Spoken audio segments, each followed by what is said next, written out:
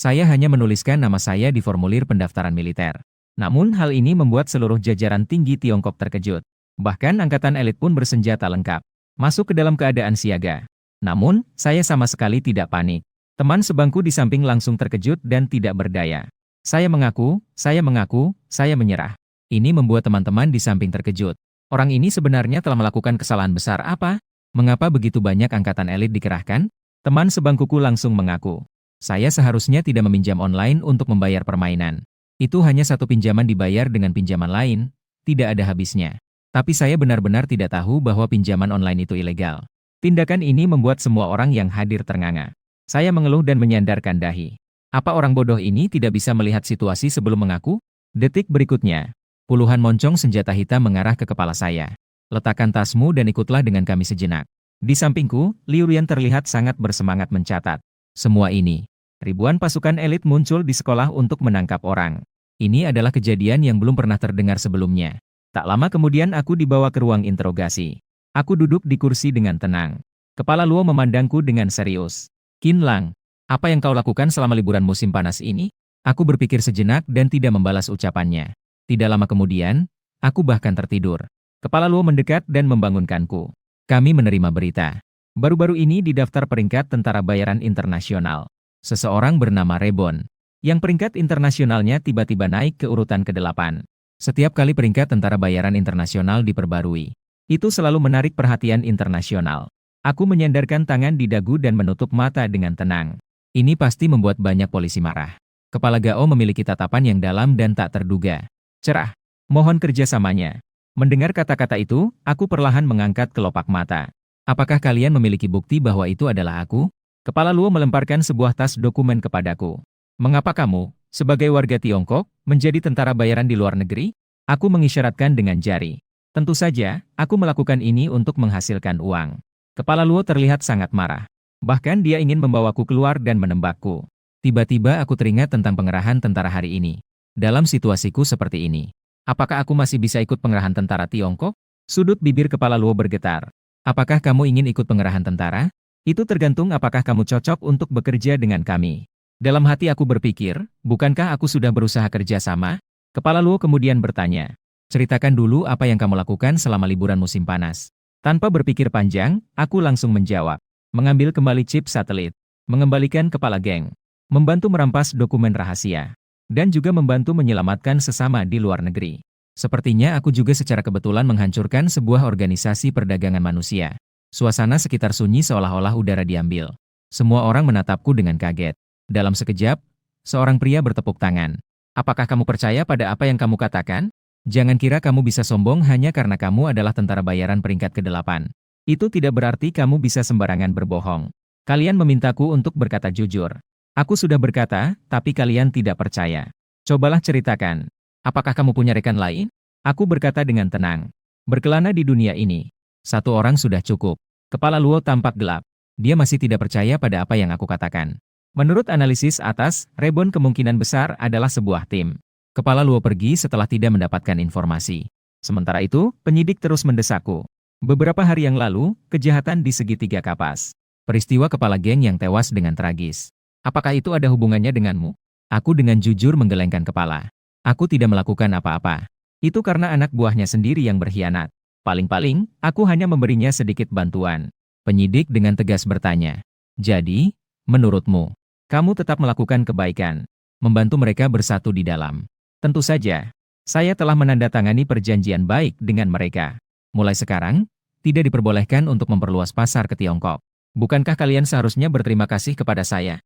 Petugas interogasi berkata dengan nada menyindir. Terima kasih. Besok akan saya buatkan bendera penghargaan untukmu. Pada saat itu, Kepala Luo kembali ke ruang interogasi. Auranya jelas jauh lebih lembut. Qin Lang sebulan yang lalu, ketika pasukan khusus negara kita mengalami musibah. Seorang tentara bayaran tanpa negara memberikan kami sebuah helikopter. Apakah orang ini kamu? Saya menyandarkan dagu dan berpikir sejenak. Waktu itu, ya, hanya saja, sebagai sesama orang Tiongkok, tidak mungkin membiarkan orang mati begitu saja. Kepala Luo memastikan berulang kali. Apakah orang itu benar-benar kamu? Saya melirik sekejap.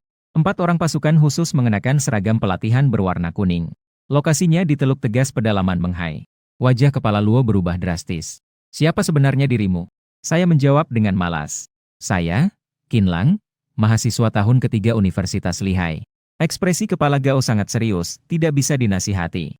Menghela napas dengan putus asa. Mereka hanya bisa membiarkan saya pergi terlebih dahulu dan kemudian mengawasi saya secara diam-diam. Saya meregangkan badan dan mengambil tas sekolah. Formulir pendaftaran tidak terlipat, kan? Interrogator berkata dengan nada marah. Tidak ada. Pada saat itu, Liu Ruyan dari jurusan jurnalisme sedang mengintai. Melihat saya keluar, dia segera menghidupkan kamera dan berlari mendekat. Teman sekelas, boleh tanya, banyak polisi khusus tadi mencari kamu? Apakah ada sesuatu yang besar? Dan saya tidak berniat untuk menjawab. Mengeluarkan ponsel dengan layar pecah dan mulai memanggil taksi untuk kembali ke sekolah. Setelah kembali ke sekolah, banyak teman sekelas yang penasaran mendekat. Qin Lang, kenapa kamu kembali? Jangan-jangan kamu benar-benar seorang mata-mata? Saya dengan tenang meletakkan buku. Salah paham, mereka menangkap orang yang salah. Tidak mungkin, kan? Begitu besar pengawalan. Saya menatap mereka dengan acuh tak acuh. Kalau tidak, mengapa saya kembali? Teman-teman sekelas langsung terdiam. Pada saat itu, saya belum tahu bahwa saya sudah menjadi perhatian seluruh internet. Begitu saya keluar, langsung ada dua gadis kecil yang memegang ponsel. Merekam saya dari jarak jauh. Sampai di kantor perekrutan, saya menyerahkan formulir pendaftaran yang telah saya isi kepada Kepala Su. Kepala Su menerima formulir pendaftaran saya. Diletakkan terpisah di atas meja. Pendaftaran boleh dilakukan. Tetapi untuk pemeriksaan latar belakang politik, kamu harus siap. Saya mengangguk sedikit dan kemudian pergi. Keesokan harinya, saya baru saja masuk ke kelas dan sudah merasakan suasana yang aneh. Kelas yang biasanya sepi, kini penuh sesak. Semua orang memandang saya dengan tatapan curiga. Bahkan ada yang mengeluarkan ponsel untuk merekam. Sementara itu, setelah saya duduk, saya langsung terlelap. Tiba-tiba, profesor tua itu mengetuk papan tulis. Qin Lang masih tidur. Bangunlah dan jawab pertanyaan ini. Teman sebangku saya, Hao Dawei, segera menyikut saya. Saya berdiri dengan mengantuk. Melihat pertanyaan di papan tulis. Di samping, orang-orang yang penasaran mulai berdiskusi pelan-pelan. Itu aneh jika hanya dia yang bisa menjawab rumus setengah papan hitam itu. Dalam keadaan setengah sadar, saya memberikan jawaban selama 10 menit. Profesor tua itu mengangguk-angguk mendengar. Sangat baik. Kesimpulannya akurat. Tapi saya tetap harus mengkritik Anda. Jangan selalu tidur dalam satu posisi. Mudah terkena leher kaku, terutama jika tidur menghadap jendela, juga bisa mudah terkena stroke. Semua orang tampak bingung. Dia bahkan tidak mendengarkan pelajaran. Anda masih peduli padanya. Pada saat itu, profesor yang baik hati mengundang saya untuk bergabung dalam proyek percobaannya dan mengulurkan 3 jari. Teman-teman sekelas langsung mulai menggerutu. 3.000 tidak banyak, tapi cukup untuk mahasiswa. Hao Dawei menghela napas dengan penuh keluhan. Anda kurang satu yang lambat. Ekspresi orang-orang membeku di wajah mereka. Di mana keadilan di dunia ini? Kami tidak kalah di semua pelajaran, tetapi masih tidak sebanding orang yang tidur setiap hari ini. Saya menolak dengan tersenyum. Saya menghargai niat baik Anda. Saya sudah terbiasa bebas, jadi laboratorium tidak cocok untuk saya. Malam hari saya datang ke warnet untuk kerja paruh waktu. Kakak bar terlihat saya memberikan sebuah kotak alat. Xiaoqin 12. 132, lihat komputer-komputer itu, seringkali layarnya mati. Saya mengambil alatnya dan memperbaikinya dalam setengah jam. Saya melihat Liu Ruyan yang mengikutinya sudah tertidur. Saya duduk di sudut yang tidak terlihat. Memasuki situs web. Hubungkan hard drive. Kemudian di layar muncul sekumpulan karakter acak. Beberapa menit kemudian, muncul antarmuka yang mirip dengan perangkat Luna Komunikasi. Sudah beberapa hari tidak masuk. Ada lebih dari 40 orang yang meminta saya untuk melaksanakan tugas. Salah satu pesan menarik perhatian saya. Menghancurkan kelompok penipuan Waherlan dengan komisi 5 juta. Setelah memikirkan bahwa kelompok korban ini adalah orang-orang Tiongkok, saya segera membalas. Bisa. Tapi saya masih butuh sesuatu. Pihak lain membalas dalam sekejap. Apa yang kamu inginkan? Saya butuh 80% dari dana kelompok penipuan. Pihak lain terdiam sejenak sebelum membalas. Permintaan Anda terlalu tinggi. Atasan tidak setuju. Dan aku mengetiknya lagi. Saya bisa menjamin bahwa semua anggota inti akan dihancurkan. Orang lain tidak bisa menjamin. Karena Rebon memiliki gelar sebagai tentara bayaran yang tidak pernah gagal. Pihak lain mempertimbangkan sejenak dan akhirnya setuju. Tapi mereka meminta saya untuk menyelesaikannya dengan cepat. Saya langsung menolak. Membuat pihak itu ternganga sejenak. Saya hanya bisa menjawab baik, akan melakukan seperti yang kamu katakan. Selanjutnya, setiap hari saya melakukan 2 atau 3 pekerjaan paruh waktu dan sibuk hingga tengah malam. Bukan di kedai teh susu menggoyang teh, melainkan di menyapu lantai. Perlahan-lahan, perhatian dari netizen terhadap saya juga menghilang. Ini adalah saat saya menerima telepon dari kantor pendaftaran militer. Pemeriksaan kesehatan untuk pendaftaran militer dijadwalkan pada tanggal 5 Oktober. Sepertinya rencana harus disusun ulang. Harus menyelesaikan pekerjaan paruh waktu pada tanggal 3 dan kembali pada tanggal 4. Setelah beberapa kali berganti kendaraan, saya tiba di sebuah gedung yang terbengkalai. Langsung menuju ke ruang bawah tanah. Sampai di depan sebuah dinding. Mengeluarkan kartu dan menempelkannya pada sebuah bata. Terdengar dua suara, ding. Sebuah lift seolah-olah muncul dari udara. Di dalamnya ada total 4 lantai dan saya menekan tombol lantai 3. Saat pintu dibuka sekejap, seolah-olah masuk ke dalam dunia hacker. Puluhan layar muncul dalam berbagai ukuran. Berbagai alat dengan model yang berbeda. Komputer di tengah terus memperbarui arah perdagangan pasar gelap internasional. Setelah saya melihat sekilas, saya naik ke lantai 2 untuk mengemas senjata untuk operasi ini. Pada pukul 2 pagi, saya meninggalkan dengan mengemudikan sebuah mobil jeep hitam. Sementara itu, 2 polisi berpakaian sipil yang terus mengawasi saya datang ke asrama berdasarkan pelacakan. Namun mereka menemukan tempat itu kosong. Meninggalkan sebuah ponsel yang mati tergeletak sendirian di dalam lemari. Kedua orang itu berpikir, aduh, ini buruk. Anak ini jangan-jangan akan pergi menjadi tentara bayaran lagi. Segera menelepon Kepala Luo. Kepala tidak ada. Kepala Luo segera menghubungi Kepala Gao dari Badan Keamanan Nasional. Apakah ada perkembangan mengenai Rebon di pihak Anda? Kepala Gao menghela napas. Tidak ada batas. Kami sudah berusaha sekuat tenaga untuk menemukan IP. Keesokan harinya, saya duduk di atas perahu cepat di seberang lautan. Orang yang mengemudikan kapal itu bernama Butler. Seorang teman lamaku. Saat itu, saya masuk ke akun yang belum saya akses selama beberapa hari. Dan memberitahu pihak lain tentang waktu aksi terbaru. Departemen Keamanan Publik Dalam Negeri. Lokasi merah di komputer mulai berkedip. Rebon sudah online. Kepala Luo bertanya dengan cemas. Lokasi di mana? Setelah melalui banyak proses dekripsi, mereka mengunci lokasi saya. Di perbatasan Waheran. Kehadirannya di sana menandakan bahwa akan ada perang di sana. Orang-orang dari Biro Keamanan Nasional dan Kepala Zhao berkumpul. Kenapa dia pergi ke sana? Hilang. Apakah ada perselisihan di dalam geng lagi? Laporan. Akun Rebon baru saja mentransfer sejumlah uang besar. Setelah banyak bukti diberikan.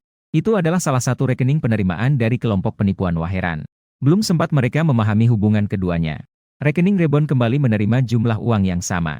Sementara itu, saya sedang menyusuri jalur transaksi untuk menyusup ke IP pihak lain dan menyisipkan virus yang menyebabkan sistem mereka lumpuh total. Kemudian saya melompat masuk ke lautan yang luas. Butler melihatnya lalu berbisik. Jarak ke pantai masih 5 atau 6 mil. Gila, Qin Lang ternyata berenang ke sana. Dia memang seorang monster. Saya di Ohran. Telah mengacaukan sindikat penipuan sendirian. Sistem jaringan lumpuh.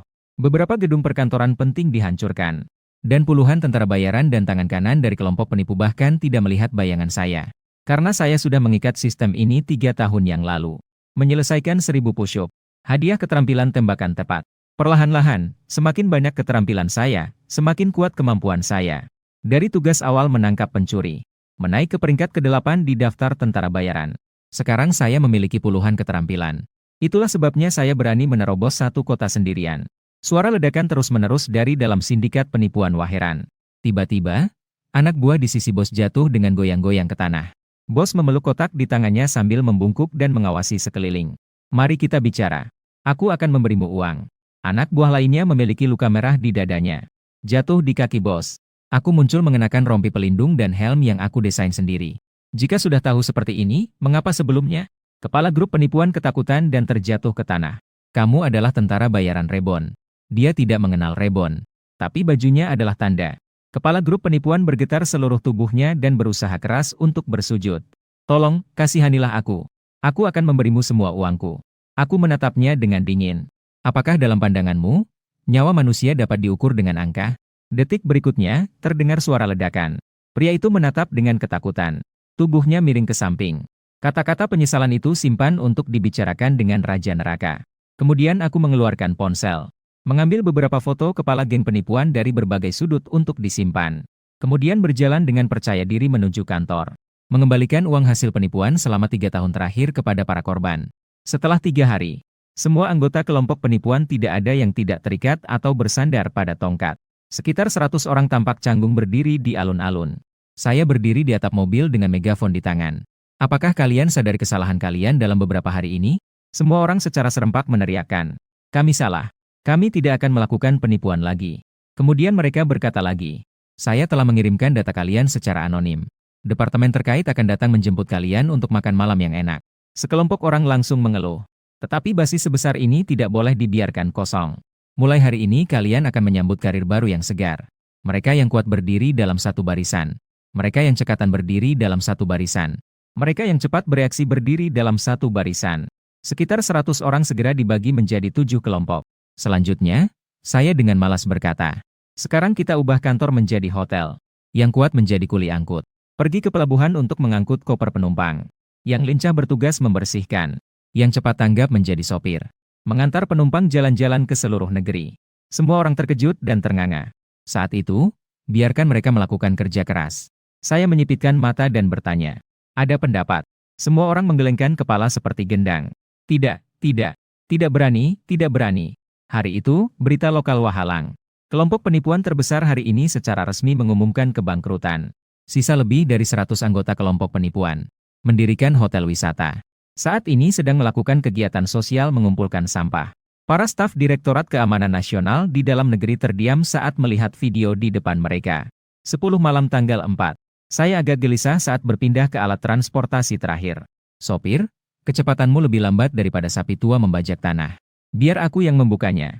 Kecepatan mobil dan kecepatan bicaranya sama-sama pelan. Ini tidak bisa, saya yang menghasilkan uang dari kamu. Sangat tidak enak bagi saya jika kamu mengemudikan mobil ini. Detik berikutnya, saya menarik pakaiannya dan melemparkannya ke bangku belakang. Sekali injak gas, kecepatan mobil langsung melesat ke 150. 3 orang asing di mobil itu terkejut. Ayo berkendara lebih pelan. Jantungku tidak kuat. Dan sekarang pikiranku penuh dengan pemeriksaan kesehatan besok pagi. Sepanjang perjalanan melaju dengan cepat. Sedangkan jarak tempuh lebih dari 10 jam. Terpaksa dipadatkan menjadi 5 jam. Sopir itu dengan gemetar mengacungkan jarinya ke arah saya. Mengambil pekerjaan orang lain untuk menghasilkan uang. Mengambil pekerjaanmu malah membahayakan nyawa. Saya benar-benar tidak peduli. Membawa barang bawaanku sambil berlari kencang. Akhirnya tiba di rumah sendiri pada pukul 6 pagi. Menyusun kembali semua senjata. Mandi, berganti pakaian, dan kembali ke asrama. Hao Dawei melirik saya dengan bingung. Saya masih dalam mimpi. Liburan belum berakhir, bagaimana Qin Lang bisa muncul di asrama? Aku menggelengkan kepala dengan putus asa. Jangan lupa pemeriksaan fisik perekrutan militer jam 9. Lalu aku turun dan meminjam sepeda bersama menuju kantor perekrutan. Begitu aku tiba, aku langsung mendengar bahwa pemanggilan sudah dimulai. Apakah Hao Dawei sudah datang? Dalam hatiku, aku berpikir dengan tenang. Orang ini tidak mungkin benar-benar tidak mendaftar, kan? Detik berikutnya. Sebuah bayangan berlari dengan napas tersengal-sengal menuju di depan kepala Su. Lapor. Aku datang terlambat. Ekspresi kepala Su tidak baik. Sudah terlambat selama 5 menit penuh. Orang yang tidak memiliki kesadaran waktu masih layak menjadi tentara? Hao Dawei terus meminta maaf. Aku menjamin ini adalah yang terakhir. Setelah Hao Dawei kembali ke tim, dia berdiri di belakangku dengan gigi terkatup. Kenapa kamu tidak menunggu aku? Aku meliriknya dengan dingin. Menunggu kamu. Datang terlambat bersama. Wajah Hao Dawei memerah karena berani membantah. Aku bermain game terlalu larut malam kemarin. Akibatnya, aku tidak bangun pagi ini. Aku menghela napas putus asa. Dawei, sebenarnya, aku pikir uang pinjamanmu sebaiknya diperiksa otaknya. Jangan menghabiskan uang untuk permainan lagi. Pemeriksaan kesehatan berlangsung hingga jam 3 sore baru selesai. Baru saja bersiap untuk makan bersama Dawei. Namun, aku dicegat oleh Kepala Luo. Tak ada pilihan lain. Aku hanya bisa mengikuti Kepala Luo naik mobil. Qin Lang, beberapa hari yang lalu, kau kemana? Aku sedang beristirahat di rumah. Kepala Luo tertawa dingin. Apakah rumahmu di Wahlan? Aku menjawab dengan tenang. Wahlan? Katanya tempat itu lingkungan yang baik. Mungkin bisa dipertimbangkan ketika tua nanti. Kepala Luo menatapku dengan tajam. Jangan banyak bicara denganku. Kemudian ia memberikan berita lokal untuk aku lihat. Di layar, para penjahat yang dulu memegang pisau dan tongkat listrik. Sekarang memegang sapu dan pel. Berjalan keliling jalan untuk membersihkan. Seseorang dengan hati-hati merekam mereka secara diam-diam. Takut jika dalam sekejap sapu itu terbang ke wajahnya. Hasilnya, sekelompok orang itu tampak seperti sedang menggunakan doping saat melihat cermin. Melindungi lingkungan. Setiap orang bertanggung jawab. Pemandangan aneh ini langsung membuat pejalan kaki ketakutan. Setelah melihatnya, saya tidak bisa menahan tawa. Kemampuan eksekusinya cukup baik. Kepala Luo menyipitkan matanya. Ternyata memang kamu yang mengacau. Hanya kebetulan saja. Malam itu, saya kembali ke rumah sendiri. Setelah menyerahkan laporan dengan foto. Akhirnya menyelesaikan tugas ini. Ingat untuk memberikan ulasan bintang 5 ya. Saya masih kurang 3 bintang. Peringkat bisa naik 1 tempat. Jangan khawatir. Ulasan bintang 5. Nanti saya akan memperkenalkan klien kepadamu. Saya dengan sangat murah hati memberinya diskon 20%. Pagi hari berikutnya, saya kembali tidur di meja. Tiba-tiba terbangun karena Hao Dawei menyenggol dengan sikunya. Adik, kenalan lamamu datang mencarimu lagi. Saya setengah menguap sambil melihat ke pintu. Hasilnya, saya melihat wajah kepala Gao yang familiar. Kenapa kamu masih belum bangun dan sudah bermimpi buruk? Kepala Gao tersenyum dan berkata, Qin Lang, liburan 1 Oktober cukup sibuk. Aku menguap. Baik-baik saja. Memang cukup padat. Kamu sampai-sampai tidak punya waktu untuk tidur. Kemudian kepala Gao menyerahkan selembar dokumen kepadaku. Itu adalah lokasi pendaratan Reborn. Melihatnya membuatku lebih bersemangat. Qin Lang, kamu kembali khusus untuk pemeriksaan kesehatan untuk perekrutan tentara. Kembali dengan tujuan khusus. Sepertinya kamu sangat menganggap ini serius. Mendengar itu, aku langsung tegak. Lagi pula yang lain hanyalah pekerjaan sampingan. Menjadi tentara adalah yang terpenting. Kepala Gao tertawa 2 kali. Jika demikian, saya akan langsung mengatakannya. Dengan identitas ini, pemeriksaan latar belakang politikmu tidak akan lulus. Aku tidak menyerah dan memastikannya sekali lagi. Benarkah? Lagi pula, aku tidak pernah melakukan kesalahan di dalam negeri. Kepala Gao menatapku sejenak. Kami tidak menangkapmu. Kamu seharusnya bersyukur. Di Angkatan Bersenjata Negara Xia, tidak diperbolehkan ada potensi bahaya. Aku terkekeh ringan. Sayang sekali. Setelah mengatakannya, aku pun pergi. Meninggalkan semua orang dengan wajah serius memperhatikan dokumen-dokumen saya dengan kebingungan. Tiba-tiba, telepon kepala Su dari kantor perekrutan berbunyi. Xiao Su, saya Ruan Dongsheng, kamu ingat saya kan? Kepala Su menghormati dengan serius. Seorang kolonel. Tentu saja saya ingat Anda. Apakah Anda ada instruksi untuk panggilan telepon ini hari ini? Sisi lawan tersenyum. Xiao Su, saya tidak akan berputar-putar. Kami sudah memperhatikan orang ini, Qin Lang. Kepala itu terkejut mendengar. Jadi Anda ingin memindahkannya langsung di bawah Anda? Bukan. Anak ini hanya jalan sendiri dengan ambisi tinggi. Dia harus dilatih dalam sistem militer untuk mengasah semangatnya. Kepala Su mengingatkan dengan cemas. Identitas sebagai tentara bayaran Reborn. Ruan Dongsheng menjawab. Apa yang aku tahu tidak sedikit pun kurang. Silakan saja teruskan. Saya akan menangani sisa pekerjaan ini. Dan sejak saya kembali dari kepala Gao terakhir kali, saya terus merasa suram. Hari ini adalah hari hasil pendaftaran militer. Hao Dawei sudah menarik saya dari tempat tidur sejak pagi. Saudaraku, jangan tidur lagi. Sudah pukul 8, sudah pukul 8. Saya berbalik di tempat tidur dan terus berbaring. Saya seharusnya cukup terdesak. Tidak perlu diperiksa lagi. Tapi Hao Dawei orang ini terlalu ribut. Kenapa ini begitu macet? Sudah muat ulang 7 atau 8 kali. Sangat membuat panik. Saya benar-benar terganggu oleh keributannya. Di grup perekrutan militer kampus sudah ada ratusan pesan. Setiap beberapa saat, selalu ada yang mengirimkan tautan pencarian sekali. Lebih mudah sedikit. Dengan mudah memasukkan informasi. Dengan mudah berhasil login. Tiba-tiba pupil mataku membesar. Bagian atas tubuh saya langsung terangkat. Saya lulus. Saat itu dari ranjang bawah terdengar teriakan Hao Dawei yang mengguncang. Dia menangis dengan air mata seperti hujan. Saya bisa menjadi tentara. Kita masih di barak yang sama. Saya bisa diterima itu memang mengejutkan. Setelah berusaha sendiri begitu lama, akhirnya mendapatkan apa yang diinginkan. Bisa dengan bangga melindungi rakyat Tiongkok. Laporkan 3 hari kemudian. Saya membawa barang bawaan.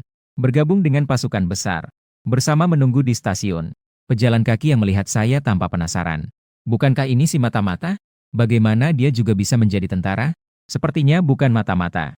Jika iya, pemeriksaan latar belakang politik pasti tidak akan lulus. Dengan demikian, semua orang memulai perjalanan sebagai tentara. Di dalam kereta, semua orang mulai saling mengenal. Totalnya 132 orang. Di antaranya terdapat 34 siswa tentara. 98 prajurit biasa. Hao Dawei adalah sosok yang supel, ia berkeliling satu gerbong. Setiap orang terlihat akrab. Sementara saya terus membaca di dalam kereta. Beberapa jam kemudian, kami tiba di ke-76. Pangkalan Pelatihan Angkatan Darat Group. Semua orang membawa koper seperti Liu Laolao yang masuk ke kebun besar. Mendengarkan Komandan Regu Juba Oping yang bertanggung jawab memperkenalkan lingkungan pangkalan kepada kami. Kantin tidak diperbolehkan masuk kecuali saat waktu makan. Asrama kalian berada di gedung nomor 3. Lingkungannya sangat baik. Di belakang ada gunung. Di sini juga terdapat banyak tempat penampungan. Semuanya diurus oleh kelas masak. Dengan demikian, orang-orang membawa barang bawaan seberat puluhan kilogram. Mengelilingi pangkalan selama 1 jam penuh. Satu persatu kehabisan napas dan berkeringat, Tapi mereka semua tetap bertahan. Sampai komandan mengitari satu lingkaran baru mereka dibawa kembali ke gedung 3. Di sini semua adalah kamar asrama untuk 8 orang. Hao Dawei dan saya ditempatkan di asrama yang sama. Aku baru saja berpikir untuk menaruh barang bawaan di tempat tidur bawah yang dekat pintu. Tiba-tiba seseorang lebih cepat melemparkan ranselnya ke atas tempat tidur. Posisi ini sangat bagus, aku akan tidur di sini saja. Dengan wajah datar, aku ingin pergi ke tempat tidur bawah yang lain. Namun, tempat tidur itu juga telah diambil oleh orang lain. Saat itu aku baru sadar bahwa beberapa orang ini akan terus menyerang. Saat itu, Hao Dawei telah mengambil tempat tidur bawah dan melambaikan tangan padaku. "Qin Lang, kamu tidur di sini." Aku melompat dan langsung mendarat di tempat tidur atas Hao Dawei. Hari pertama masuk militer, sudah terjadi konflik di asrama. Setelah semua orang menaruh barang bawaan mereka, pemimpin kelas, Li Xin, datang ke setiap asrama untuk menekankan aturan kebersihan. Semua baskom harus disusun dalam satu garis. Semua lemari harus dibersihkan hingga tidak ada debu. Mulai sekarang setiap hari akan ada pemeriksaan. Kemudian diberikan kepada setiap orang satu buku peraturan internal. Buku peraturan internal harus dihafal semuanya. Hari ini kita menghafal bab pertama, ketentuan umum. Setelah ketua kelas pergi, 6 orang lainnya merasa pusing. Sore harinya ada pertemuan rekrutan baru, makan, dan merapikan peraturan internal. Kami sama sekali tidak punya kesempatan untuk membuka buku peraturan internal. Hari ini pasti tidak akan ada pemeriksaan mendadak, sudah tengah malam. Sudahlah, cepat tidur. Sementara itu, aku diam-diam mengambil buku peraturan dan keluar. Hao Dawei mengikuti di belakangku. Apakah Qin Lang benar-benar akan melakukan pemeriksaan mendadak? Aku berkata dengan tenang. Ini adalah militer, tidak ada yang aneh jika terjadi sesuatu. Kami berdua adalah unggulan dari Universitas Linping. Materi hafalan ini juga cukup sederhana. Tidak lama kemudian, aku bertemu dengan Liang Yueming, yang tadi merebut tempatku. Dia adalah tipe yang buruk dalam belajar sendiri. Dia menarik orang di sekelilingnya untuk terjun bersama ke dalam keburukan. Benar-benar pantas disebut dua unggulan universitas yang keluar malam-malam untuk menghafal. Aku melirik dia sekilas. Sekelompok hewan berlari, dan babi yang malas berlari paling lambat. Tebak apa yang terjadi padanya? Disembelih. Setelah mengucapkannya, dia pergi ke asrama tanpa menoleh. Menyisakan Liang Yueming yang terdiam di tempat. Sialan, Qin Lang bahkan membandingkanku dengan babi bodoh. Pagi berikutnya, bunyi sirene bangun pada pukul 6. Yang menunggu mereka bukanlah makanan yang lezat, melainkan antrean panjang di depan pintu kantin. Tiba-tiba Li Xin berkata dingin. Hanya mereka yang telah menghafal bab pertama peraturan internal yang bisa sarapan. Yang bisa menghafal silakan melapor. Yang tidak bisa menghafal silakan mencium aroma di sini. Saya berdiri di bagian belakang antrean. Melihat rekan setim di depan yang menghela napas. Tiba-tiba ada suara laporan. Liang Yueming menunjukku dengan niat buruk. Temanku, Qin Lang, bisa menghafal. Li Xin berkata dengan cemberut. Dia sendiri tidak memiliki mulut. Apa yang kau teriakan untuknya? Kemudian Li Xin berjalan ke sampingku dan bertanya. Karena dia sudah bilang kamu bisa menghafal, coba kau hafalkan. Aku menghafal dengan jelas dan lancar. Seolah-olah sedang membaca dari buku, tanpa ada yang terluput. Li Xin terkejut dan mengangkat alisnya. Menunjuk ke arah saya dan berkata kepada orang lain.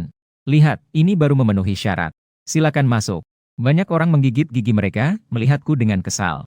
Hari pertama aku masuk militer, aku sudah membuat masalah dengan banyak orang. Akhirnya, Hao Dawei menghafal dengan agak gagap. Tapi dia tetap menyelesaikan tugasnya. Puluhan orang dengan perut kosong menatap dengan tatapan ganas. Berdiri di depan pintu kantin sambil menghafal peraturan internal. Setelah sarapan, dilanjutkan dengan pelatihan fisik. Instruktur Genjie berkata dengan wajah datar. Lari lintas alam sejauh 5 km dibatasi waktu 40 menit. Siapapun yang tidak memenuhi syarat, hari ini harus membersihkan kandang domba. Pelatihan ketahanan kali ini membuat Liang Yueming dan yang lainnya semakin percaya diri. Sekelompok kutu buku itu selain menghafal juga. Apakah mereka bisa melakukan hal lain? Li Xin berjalan mendekatinya. Dia menariknya ke belakang barisan. Kamu yang suka berbicara, hitunglah untukku. Suara keluhan juga dihitung 10 huruf untuk 1 menit. Saya lihat siapa yang akhirnya akan membersihkan kandang domba. Begitu peluit berbunyi, semua orang mulai berlari kecil mengelilingi belakang gunung. Saya berdiri agak di belakang, hanya terpisah beberapa orang dari Liang Yueming. Semuanya tampak normal pada awalnya. Setelah 20 menit, mulai ada yang merasa kehabisan tenaga. Sudah berapa meter ini? Sangat lelah. Saya sedikit sesak napas. Liang Yueming sudah sangat lelah, tetapi dia tetap mengingat misinya. Dia terus mencoret yang mengeluh di belakang. Hao Dawei sekarang sudah terengah-engah. Lelahnya sampai-sampai tidak bisa bernapas. Saya sudah terbiasa dengan ini. Bahkan di wajahnya tidak ada setetes keringat pun yang mengalir. Lari jarak jauh perlu menyesuaikan irama pernapasan. 3 langkah 1 napas, 3 langkah 1 hirupan. Beberapa orang yang mengikuti saya juga mulai berlari mengikuti irama saya. Perlahan-lahan, saya benar-benar merasa tidak semenyusahkan sebelumnya. Beberapa orang tidak bisa menahan kekaguman mereka. "Qin Lang, kamu memang hebat." Saya segera memberi isyarat diam, sambil menunjuk ke belakang kepada Liang Yueming. Saat itu, wajah Liang Yueming merah dan lehernya tebal karena kelelahan. Namun, ia tetap tidak bisa menahan senyum di sudut bibirnya. Hao Dawei berpikir, celaka, anak itu pasti akan menyasar Qin Lang. Perlahan-lahan, kami melompat dari posisi belakang ke posisi tengah. Jarak kami dengan Liang Yueming semakin jauh. Barisan secara bertahap melebar menjadi lebih dari 30 orang. Untuk menyelaraskan dengan kecepatan mayoritas, saya hampir berubah menjadi berjalan cepat. Menyelesaikan tugas dengan batas waktu 40 menit. 40 menit adalah hasil terburuk untuk seorang prajurit. Tapi masih ada 8 prajurit yang tidak memenuhi standar, termasuk yang ini. Namun, Liang Yueming dengan angkuh menyerahkan satu daftar kepada Li Xin. "Laporkan, kepala kelas, ini adalah daftar orang yang berbicara. Di antaranya, Qin Lang adalah yang paling banyak berbicara." Li Xin melirik antara kami berdua. Kemudian, dia memanggil 3 orang dari daftar. "Qin Lang, Jiang Yundi, Chen Rui, dan kalian berempat. Hari ini bertanggung jawab untuk membersihkan kandang domba." Li Xin meminta semua orang untuk berbaris dan berdiri tegak. Saya sudah memberikan jaminan kepada tim dapur. Kandang domba bulan ini sudah kita tangani. Angkatan baru. Semua orang mengerutkan bibir mereka 2 kali. "Bisakah kamu memberi sesuatu yang lebih baik? Sekarang kita mulai latihan barisan. Hanya berdiri dalam posisi militer saja sudah seharian. Apakah kalian bahkan tidak bisa melakukan sedikit istirahat? Kalian semua orang yang tidak berguna." Akhirnya, setelah susah payah melewati seharian, sekelompok orang berjalan seperti zombie menuju pintu kantin. Namun, mereka masih harus menghadapi interogasi tentang peraturan internal. Rasa ketidakpuasan semakin menyelimuti mereka. Saat itu, kantin sunyi senyap. Hanya terdengar suara sumpit menyentuh piring. Meskipun makanan tidak bisa dibilang enak, namun, satu batang sawi pun bisa dimakan hingga bersih. Setelah meninggalkan kantin, Hao Dawei bertanya dengan penasaran. "Qin Lang, apakah kamu tidak merasa lelah?" Saya membalas pertanyaannya. "Bukankah ini hal yang mendasar? Mengapa harus merasa lelah?" Hao Dawei tidak percaya dan melotot. "Apa mungkin jiwa militer telah merasuki?" Setelah kembali ke asrama, saya baru saja merangkak ke tempat tidur. Tiba-tiba, suara panggilan berkumpul membangunkan semua orang dari tempat tidur. Saya sangat lelah hingga seluruh tubuh saya terasa seperti akan patah. Sekarang bahkan tidur siang pun tidak diperbolehkan. Sekelompok orang berkumpul dengan lesu di bawah gedung asrama. Komandan Zhu Baoping berkata dengan suara keras. "Tidak bisa mengingat barang yang dibawa. Fisik yang lemah menghambat. Apa kamu akan mengantarkan senjata ke orang lain di medan perang?" Banyak orang merasa tidak puas. Lagi pula, mereka adalah prajurit baru yang baru bergabung. Kenapa harus diperlakukan seperti prajurit veteran? Ketidakpuasan terlihat di wajah mereka. "Jangan istirahat siang ini. Ayo, saya akan menunjukkan kepada kalian bagaimana prajurit veteran berlatih." Komandan membawa kami ke lapangan latihan lainnya. Sekelompok prajurit veteran sedang berlatih sikap militer. Mereka melangkah dengan teratur. Suara yang bersamaan ketika kaki mereka menyentuh tanah membuat orang merasa tanah di bawah kaki bergetar. Setelah selesai melangkah, orang-orang di baris pertama secara bersamaan maju dan mengangkat senjata di garis tembak. Ketika peluit instruktur berbunyi, semua orang menembak secara bersamaan. Target tembak muncul. Dalam 500, semua orang mendapatkan 10 poin. Akhirnya melihat senapan yang saya impikan. Mata saya dipenuhi dengan kekaguman. Keren sekali. Sangat hebat. Saya berharap bisa mencapai tingkat seperti ini. Hanya saya yang tetap tenang dari awal hingga akhir. Zhu Baoping mendengus dingin. "Apa kalian sudah melihat apa itu perbedaan kekuatan yang sebenarnya? Kalian ini benar-benar tidak berguna. Dalam hidup ini, jangan berharap untuk mencapai tingkat tembakan seperti ini." Beberapa anggota tim yang keras kepala secara naluriah berkata, "Kami baru saja bergabung, setelah latihan lama pasti kami juga bisa memiliki tingkat mereka. Menembak saja, siapa yang tidak bisa?" Zhu Baoping tertawa sinis. "Karena kalian sangat percaya diri, mengapa tidak dibandingkan dengan para veteran?" Kata-kata ini segera membangkitkan semangat para prajurit baru. "Baiklah, jika begitu, mari kita bandingkan. Kami tidak punya pengalaman. 500 meter apakah terlalu jauh? Kalau begitu, biarkan kalian prajurit baru menantang 200 meter. Ada yang ingin menantang?" Setelah ucapan itu, tidak banyak yang mendaftar. Namun, ada banyak yang bersorak. Bahkan ada yang melihat ke arahku. "Kalian ini misterius. Apakah kalian punya jurus rahasia? Jangan disembunyikan lagi. Segera berikan semangat bagi prajurit baru kita." Saya dengan santai berkata bahwa saya belum pernah bermain. "Ini semua adalah barang antik dari generasi mana? Senjata yang saya gunakan adalah hasil penelitian terbaru saat ini. Saat itu, Liang Yueming berkata dengan nada sinis. Kalian masih berharap Qin Lang akan melakukan tindakan sembarangan, kan? Banyak orang penasaran bertanya kepada Liang Yueming apakah dia sebelumnya pernah terlibat. Pada saat-saat krusial, kita tetap harus mengandalkan kakak Liang. Akibatnya, berat senjata yang sebenarnya mengejutkannya. Sebelumnya, dia hanya pernah pergi ke arena tembak profesional untuk mencoba senjata. Berat yang berat ini membuat lengannya tidak bisa langsung bergerak. Diam-diam berdiri di samping. Posisi tenaga Liang Yueming salah, lengannya terasa tidak berdaya. Seperti yang diperkirakan, terdengar suara gedebuk. Peluru itu baru saja ditembakkan kurang dari 100 meter dan langsung terbenam ke tanah. Saya menggelengkan kepala dengan putus asa. Dengan kemampuan seperti ini, bagaimana mereka bisa berani menanggung harapan seluruh desa? Ekspresi saya yang tanpa kata menarik perhatian teman Liang Yueming. Qin Lang, dengan apa kamu berani mengejek kakak Liang yang merasa terangkat? Dia setidaknya berdiri untuk kita. Bagaimana denganmu? Belum sempat aku menjawab, Zhu Baoping sudah membentak dengan suara keras. Inilah hubungan antara kalian yang direkrut. Saling melempar tanggung jawab dan saling menyerang. Apakah di medan perang? Tidak peduli siapa yang pergi ke arah mana. Semua bisa bertengkar? Sekelompok orang itu diperlakukan seperti terong yang layu. Mereka menundukkan kepala dan tidak berbicara. Liang Yueming bahkan tampak sangat pucat, merasa sangat memalukan. Sementara itu, para veteran berdiri di sebelah, memperolok mereka. Suara sorakan dan ejekan di sekitar semakin keras. Tiba-tiba, aku berdiri. Semua orang menatapku serempak. Liang Yueming mengatupkan rahangnya. Cepat kembali, jangan sampai mempermalukan diri sendiri. Detik berikutnya, aku mengambil senjata yang dilemparkan oleh Zhu Baoping. Baik posisi memegang senjata maupun posisi berdiri. Keduanya bisa dianggap berada pada tingkat standar. Para tentara baru tidak bisa melihat celah, masih terus mengejek. Mereka berpura-pura memegang senjata, padahal dia mungkin bahkan tidak bisa melihat target. Dan para veteran sangat terkejut setelah melihat sikap profesional saya. Suara, boom. Semua orang menengok ke arah sasaran tembakan. Apakah kena? Rasanya seperti mengenai sasaran, tetapi tidak yakin. Li Xin dan Zhu Baoping mengambil teropong untuk melihat ke arah sasaran. Qin Lang, bagaimana menurutmu tentang tembakanmu ini? Lumayan, biasa saja. Hanya 200 meter, saya bahkan bisa mengenai sasaran sambil menutup mata, ya kan? Para rekrutan baru mendengar kata-kata Qin Lang dan hanya bisa tercengang.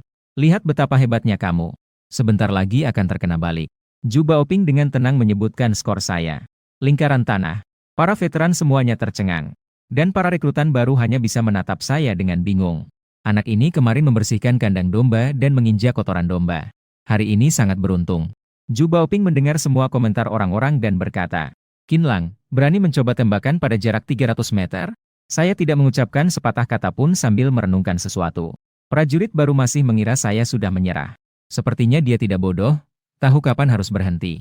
Jika dia tahu jarak 300 meter, pasti akan ketahuan. Liang Yueming juga berbicara dengan sinis. Jangan melakukan sesuatu yang di luar kemampuanmu. Akhirnya kita semua harus membereskan masalahmu. Hao Dawei tidak bisa mendengarkan lagi. Apa hubungannya dengan Qin Lang? Dia bahkan membantu membereskan masalahmu. Saat itu, saya melangkah maju. 300 meter tidak menantang, langsung 500 meter. Kali ini, baik rekrutan baru maupun veteran tertawa terbahak-bahak. Apakah dia belum bangun? Bagaimana cara mengakhiri ini jika seorang rekrutan baru berperilaku seperti ini? Hao Dawei tidak bisa menahan kekhawatirannya. Saudaraku, kamu terlalu berani untuk berkata seperti itu demi harga diri. Kita hampir selesai. Zhu Baoping segera bertepuk tangan dengan gembira. Bagus. Keberanian yang patut dipuji. Maka saya juga ingin melihat apakah kamu benar-benar memiliki kemampuan itu. Saya menerima senjata dengan wajah tanpa ekspresi dan berjalan ke posisi tembak. Setelah menyesuaikan selama sekitar 5 detik, langsung menembak. Kemudian dengan anggun menyerahkan senjata kepada Zhu Baoping. Semua orang tampak bingung. Pertunjukan sudah berakhir. Atau dia yang menyerah. Zhu Baoping mengangkat teropongnya untuk melihat sasaran tembak. Kali ini ekspresinya benar-benar membeku. Dia menatapku dengan ekspresi yang rumit. Menurutmu, bagaimana penampilan tembakanmu kali ini? Aku masih menjawab dengan santai. Masih bisa dibilang cukup. Zhu Baoping menggerakkan sudut bibirnya 2 kali dan mengumumkan. Qin Lang menembak pada jarak 500 meter.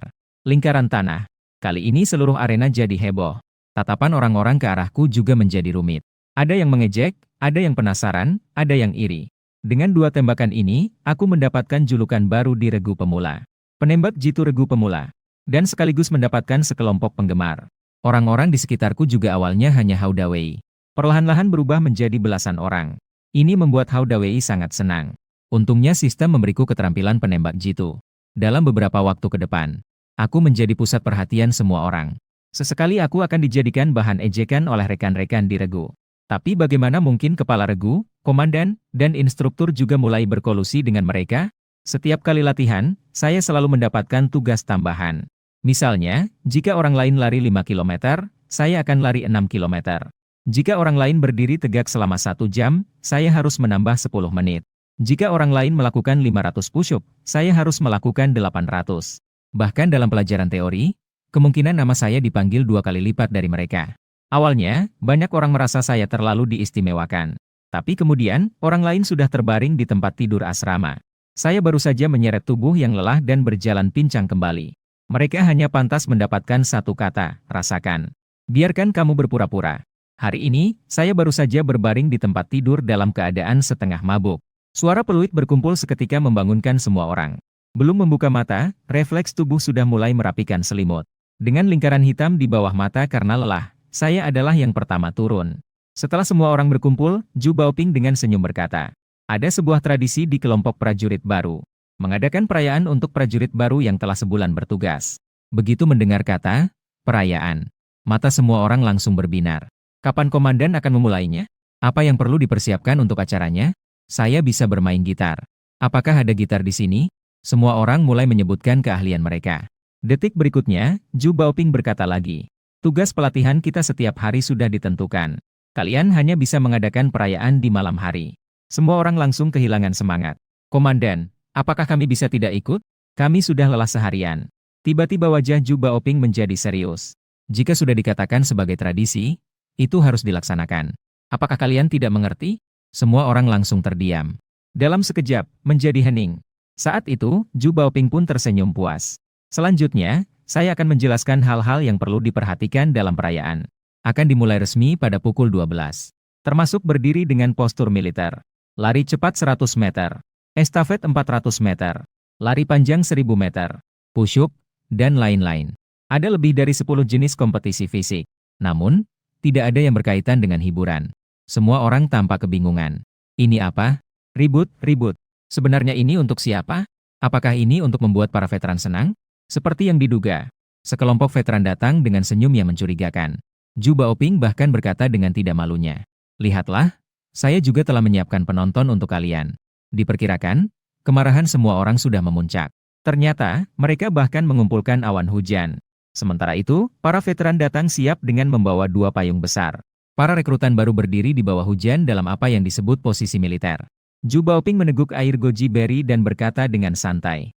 Kompetisi dibagi menjadi perlombaan individu dan kelompok. Tim yang meraih juara akan mendapatkan hadiah. Nanti kalian bisa membagi diri ke dalam kelompok. Awalnya, saya kira hanya sekadar berdiri dalam posisi militer yang sederhana. Namun, tidak disangka, para veteran entah dari mana menemukan beberapa tali. Di atas tali terikat satu deret lonceng kecil. Menggunakan 2 batang kecil di kedua ujung barisan. Selama semua orang sedikit bergerak, mereka akan mengganggu tali di bawah mereka. Bertahan 10 menit per barisan. Barisan mana yang loncengnya berbunyi, akan ditambah 2 menit. Hujan mulai semakin deras, pakaian perlahan basah. Pada 7 menit, seseorang membunyikan lonceng. Ju Baoping dengan tenang berkata, barisan pertama ditambah 2 menit. Dalam situasi ini, 1 detik terasa sangat menyiksa. Dia memperhatikan saya dengan rasa ingin tahu. Menyadari bahwa saya seperti sebuah patung. Selain mengangkat kaki, saya tidak bergerak sama sekali.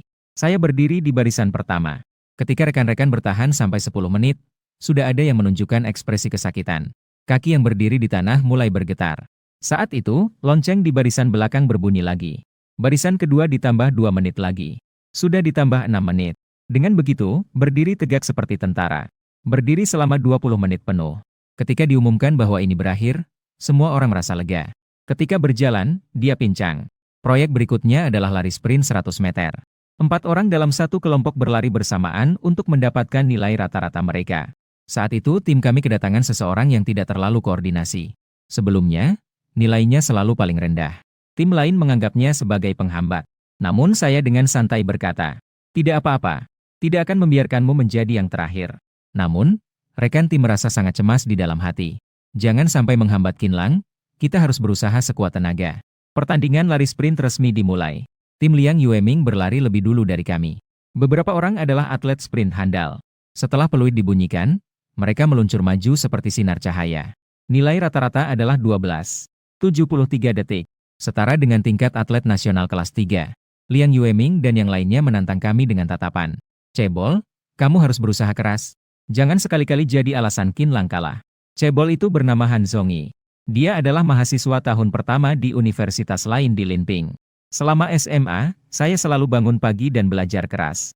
Dalam hal olahraga, saya hanya asal-asalan.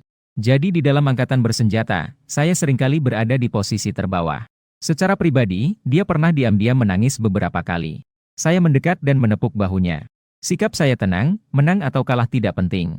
Asalkan setiap langkah yang diambil di sampingku mantap dan pasti. Han Zhongyi mengangguk dengan penuh perasaan. Sekali bunyi peluit. Saya melesat menuju titik target seperti peluru yang keluar dari laras senapan. Seperti sebuah bintang jatuh yang belum sempat mengucapkan permohonan. Orang itu sudah sampai di garis finish. Xiu Hong dengan wajah bingung melihat Liang Yueming dan berkata dengan kaku. Kenapa saya merasa dia sepertinya lebih cepat dari kami? Zhang Wengwan menyenggolnya dengan siku. Apa matamu kabur?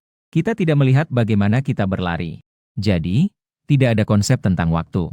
Han Zhongyi masih menundukkan kepala dengan rasa bersalah. Saya tetap jauh lebih lambat darimu. Sekali lagi membuat semua orang tertinggal. Tapi aku berkata pada Han Zhongyi. Apa yang kamu lakukan barusan sangat bagus. Jauh lebih cepat dari kecepatanmu sebelumnya. Dia menghela napas lega, menunggu hasil dengan penuh harap. Rata-rata kelompok Qin Lang adalah 12. Begitu hasil diumumkan, suasana langsung menjadi kacau. Han Zhongyi tertinggal jauh. Ternyata dia bahkan lebih cepat daripada kelompok Liang Yueming. Apakah ini salah? Pasti ada sesuatu yang tidak beres. Tiba-tiba Zhu Baoping menembak ke langit. Bam! Seketika suasana menjadi hening. Hao Dawei 12. Song Xi 12. Han Zhongyi 13. Qin Lang 11. Han Zhongyi dengan bersemangat membuka matanya lebar-lebar, ternyata berhasil berlari di bawah 13 detik. Sebelumnya dia selalu berputar-putar di atas 14 detik. Benarkah? Ternyata berlari 11 detik. Dengan kemampuan ini, dia sudah bisa menjadi atlet tingkat negara. Seorang jenius menyelamatkan seluruh tim.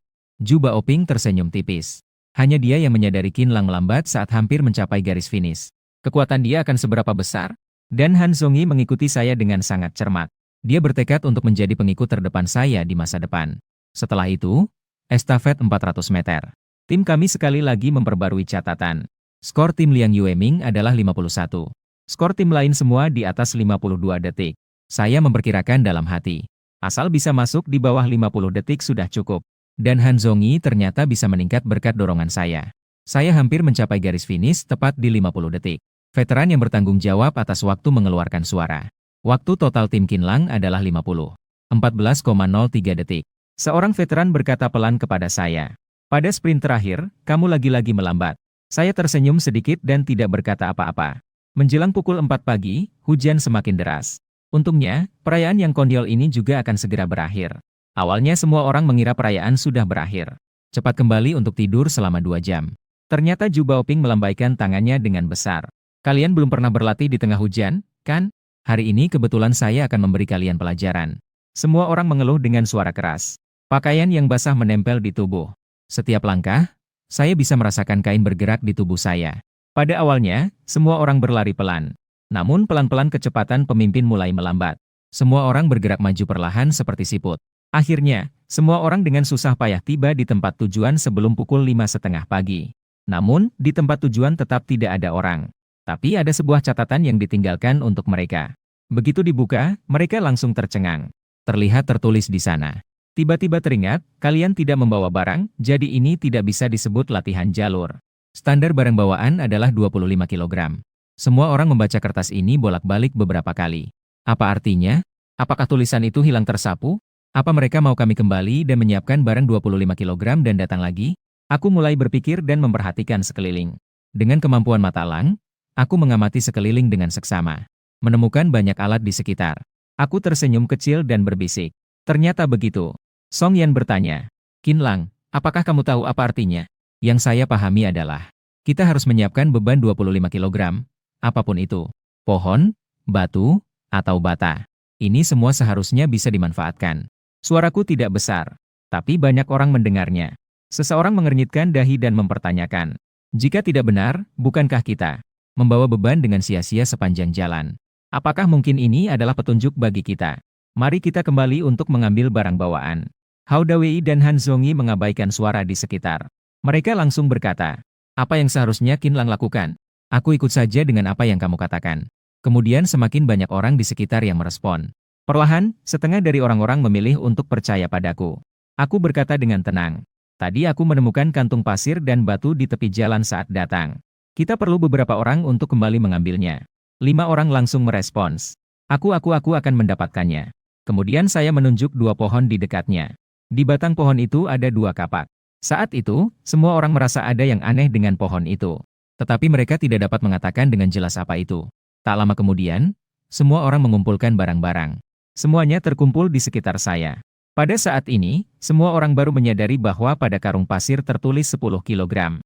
Sementara itu, batu-batu itu meskipun tampak tidak beraturan, namun beratnya tidak jauh berbeda. Liang Yueming dan yang lainnya di sebelah melihat banyaknya paket material yang cukup. Mereka juga menyadari mungkin benar seperti yang saya katakan. Namun, mereka tidak mau mengaku dan berkata tegas, "Saya tidak merasa demikian. Pasti ada cara lain." Saya membagikan sesuai berat kepada setiap orang. Akhirnya masih tersisa beberapa batu. Saya menimbang kapak di tangan saya. Tidak menyangka benda ini tidak terpakai. Namun, kapak ini tidak ringan. 2 kapak itu jika digabungkan juga cukup berat 10 jin. Saat ini hujan tiba-tiba berhenti. Saat ini di dalam ruang kontrol, Zhu Baoping dan Ge Yingjie sedang melihat tayangan langsung. Anak ini, Qin Lang, benar-benar punya sesuatu. Dia bahkan bisa langsung menebak maksud yang tersembunyi. Tahun-tahun sebelumnya, hanya sedikit yang bisa benar-benar memahami. Tetapi yang mengerti maksud mereka hanya sebagian kecil. Selain itu, sangat memiliki kemampuan kepemimpinan. Ketika kami yang berjumlah puluhan hampir sampai di kaki gunung, kami justru bertemu dengan Liang Yueming dan yang lainnya. Mereka berjalan ke atas gunung dengan lesu. Saya awalnya ingin lewat begitu saja. Tapi tiba-tiba ada seseorang di belakang saya yang mendahului. Bukankah ini Liang Ge? Kenapa dia kembali lagi? Jangan-jangan dia ingin meniru kita mencari tas untuk membawa barang. Tidak mungkin. Dia selalu memiliki pendapat sendiri. Cemoohan dan ejekan semua orang membuat Liang Yueming mengepalkan tangan. Dia menatap saya dengan marah. "Qin Lang, tunggu saja." Saya menatapnya sejenak dan berpikir, itu tidak ada hubungannya dengan saya. Kalau kamu bodoh, jangan salahkan orang lain yang terlalu pintar. Kami berpuluh-puluh orang baru saja tiba di kaki gunung. Kami melihat Li Xin sedang berdiri di depan sebuah timbangan. Tas perlu diletakkan di timbangan, hanya yang memenuhi syarat yang bisa pergi. Semua orang dengan percaya diri meletakkan tas mereka di timbangan. Ekspresi mereka cukup bangga. Semua orang lulus. Ayo makan. Seharusnya masih ada makanan saat ini. Saat ini sudah pukul 9:30 pagi. Sudah lama lewat dari waktu makan siang di kantin. Dari siang kemarin sampai sekarang, kami sudah hampir 20 jam tidak tidur. Sekarang kami mengantuk dan lapar. Sebenarnya ingin makan dengan kenyang. Namun, tidak disangka kantin hanya menyisakan makanan sisa. Ini mimpi? Semoga segera terbangun. Tiba-tiba seseorang tertawa. Setidaknya kita masih punya sesuatu untuk dimakan. Nanti, ketika Liang Yueming dan yang lainnya kembali, bahkan sup sayur pun tidak ada. Begitu dibandingkan. Tiba-tiba merasa makanan di mangkuku adalah hidangan lezat. Menuangkan sup sayur ke nasi dan melahapnya dengan rakus. Lalu kembali ke asrama dan langsung tidur. Tapi 2 jam kemudian, Hao Dawei dan aku terbangun lagi oleh suara bising. Ternyata Liang Yueming dan beberapa orang baru saja kembali setelah menyelesaikan tugas. Melihat kami tidur nyenyak di tempat tidur, seketika merasa tidak puas. Dengan sengaja membuat kebisingan. Saya melirik dia dengan dingin lalu menutup mata lagi. Hao Dawei marah. "Bisa tidak sedikit lebih tenang? Kami masih istirahat." Liang Yueming berkata dengan sinis. "Apakah kalian belum cukup tidur? Saya khawatir kalian tidak mendapatkan makanan di kafetaria. Jadi saya baik hati mengingatkan kalian." Lalu dia berjalan ke sisi tempat tidur saya. "Apakah kamu senang melihat saya dalam keadaan berantakan seperti ini?" Saya menjawab dengan wajah datar. "Kamu salah paham, saya tidak merasakan apa-apa terhadapmu." Liang Yueming benar-benar marah besar. Ini menunjukkan bahwa saya sama sekali tidak menganggapnya. Sore harinya adalah latihan menembak. Setiap orang sangat mendambakan harta berharga. Saat baru memulai latihan menembak, senjatanya tidak ada pelurunya. Pertama-tama berlatih posisi untuk merasakan pegangan. Memegang senjata selama belasan menit dengan lengan yang tidak terkontrol jatuh ke bawah. Pada saat ini, Zhu Baoping dan Ge Yingjie akan membawa penggaris. Memukul dengan keras di lengan. "Apakah lengan kamu tegang seperti sasarannya di tanah? Jika kalian terus menembak seperti ini, mungkin hanya bisa menembak tikus tanah." Setiap orang terkena pukulan penggaris di mulut mereka. Dari ratusan orang, hanya aku yang belum pernah dipukul. Beberapa kali Zhu Baoping berdiri di sampingku. Tapi aku tetap tidak bergerak. Dia tidak bisa menemukan kesalahan, jadi hanya bisa mencari masalah dengan orang lain. Pada saat ini, Hao Dawei mendekat ke sampingku dan berkata dengan pelan, "Qin Lang tidak cukup baik. Dia tidak memberitahu teman-temannya tentang keterampilannya." Zhu Baoping mendengarkan bisikan mereka. Tertawa dengan niat buruk. "Iya, Qin Lang. Kalian semua seumuran, keterampilanmu pasti lebih berguna." Melihat senyuman Zhu Baoping, di dalam hati sudah menyapa orang tua lawan bicara. "Apa keahlian saya? Apakah pengalaman menembak di garis depan selama bertahun-tahun bisa dianggap keterampilan? Pengalaman membunuh, apakah ini juga bisa dianggap keterampilan? Saya hanya bisa berbicara omong kosong dengan tenang. Saat kecil, saya suka mengangkat tangan lebar saat menggunakan kendi untuk mengambil air. Mengangkat kendi yang penuh air dengan kedua tangan. Jika tangan saya bergetar, saya akan menghukum diri sendiri untuk mengangkatnya selama 1 menit lagi. Kemudian saat kuliah, saya pergi ke gym untuk mengangkat beban. Memegang senjata terutama menguji kekuatan lengan." Hao Dawei mendengarkan dengan sangat serius di depan. Dia bahkan mengangguk seakan-akan itu sangat penting. Tapi ketika mendengar tentang gym, saya merasa ada yang tidak beres. Mendekati dengan suara pelan dan berkata, "Qin Lang, bukankah kamu setiap hari sibuk dengan pekerjaan paruh waktu? Mana ada waktu untuk pergi ke gym?" Zhu Baoping memberikan senyuman yang penuh arti. "Ingin tahu bagaimana saya menjelaskannya?" Saya mengatakannya dengan geram. "Liburan." Hao Dawei bertepuk tangan dengan pencerahan. "Ternyata, tidak heran kamu hilang begitu liburan tiba. Ternyata kamu pergi ke gym ya." Hatiku terasa lega. Dawei memang mudah dibohongi. "Ya, saya juga sering ikut maraton." Han Zhongyi juga tiba-tiba mengerti. "Tidak heran kamu sangat hebat dalam berlari. Pasti ada hubungannya dengan kamu ikut maraton." Zhu Baoping dengan ekspresi penuh kekaguman memberi saya jempol. Namun tindakan ini terlihat oleh orang lain, menunjukkan bahwa komandan setuju dengan saya. Saat senjata diisi penuh peluru, semua orang merasa hormat di dalam hati. Ginjie berkata, "Dalam tembakan pertama, tidak perlu mencapai 10 ring. Asalkan mengenai sasaran sudah cukup." 10 orang berdiri dalam barisan mengarahkan senjata ke sasaran jauh. "Kenapa hanya 50 meter? Seberapa sulit sih?" Ginjie melirik sejenak. Saat itu, para prajurit baru masih ramai berbicara. "Apakah kalian mengira menembak dari jarak 50 meter itu sangat mudah? Mari kita coba apakah bisa mengenai sasaran terlebih dahulu." Semua orang angkat senjata sesuai instruksi. Perlahan-lahan dekatkan mata ke teleskop. Bahkan sedikit saja goyang di lengan, maka sasaran di tengah teleskop akan bergeser. Hanya untuk 1 kali pemusatan, sudah membuat mereka berkeringat. Ginjie menekankan beberapa teknik kepada mereka. Lalu mereka mulai menghitung. Suara tembakan terdengar tidak teratur, ada beberapa yang belum menembak. Beberapa yang sudah menembak terlihat terkejut. Rasa mati rasa di lengan masih berlanjut akibat terjadinya recoil dari senjata. Ginjie mendekati beberapa prajurit baru yang belum menembak. "Kenapa kalian tidak menembak?" Beberapa dari mereka dengan ragu menjawab, "Karena belum mengincar sasaran." Dalam militer, mematuhi perintah adalah hal yang utama. Tembak kembali. Hasilnya, dari 10 orang ini, prestasi terbaik adalah 7 poin. Masih ada 3 yang meleset. "Sekarang kalian merasa 50 meter itu mudah?" Angkatan baru pertama dengan rapi menggelengkan kepala. "Qin Lang, salahkan kamu yang bermain begitu santai. Membuatku berpikir bahwa menembak itu sangat mudah."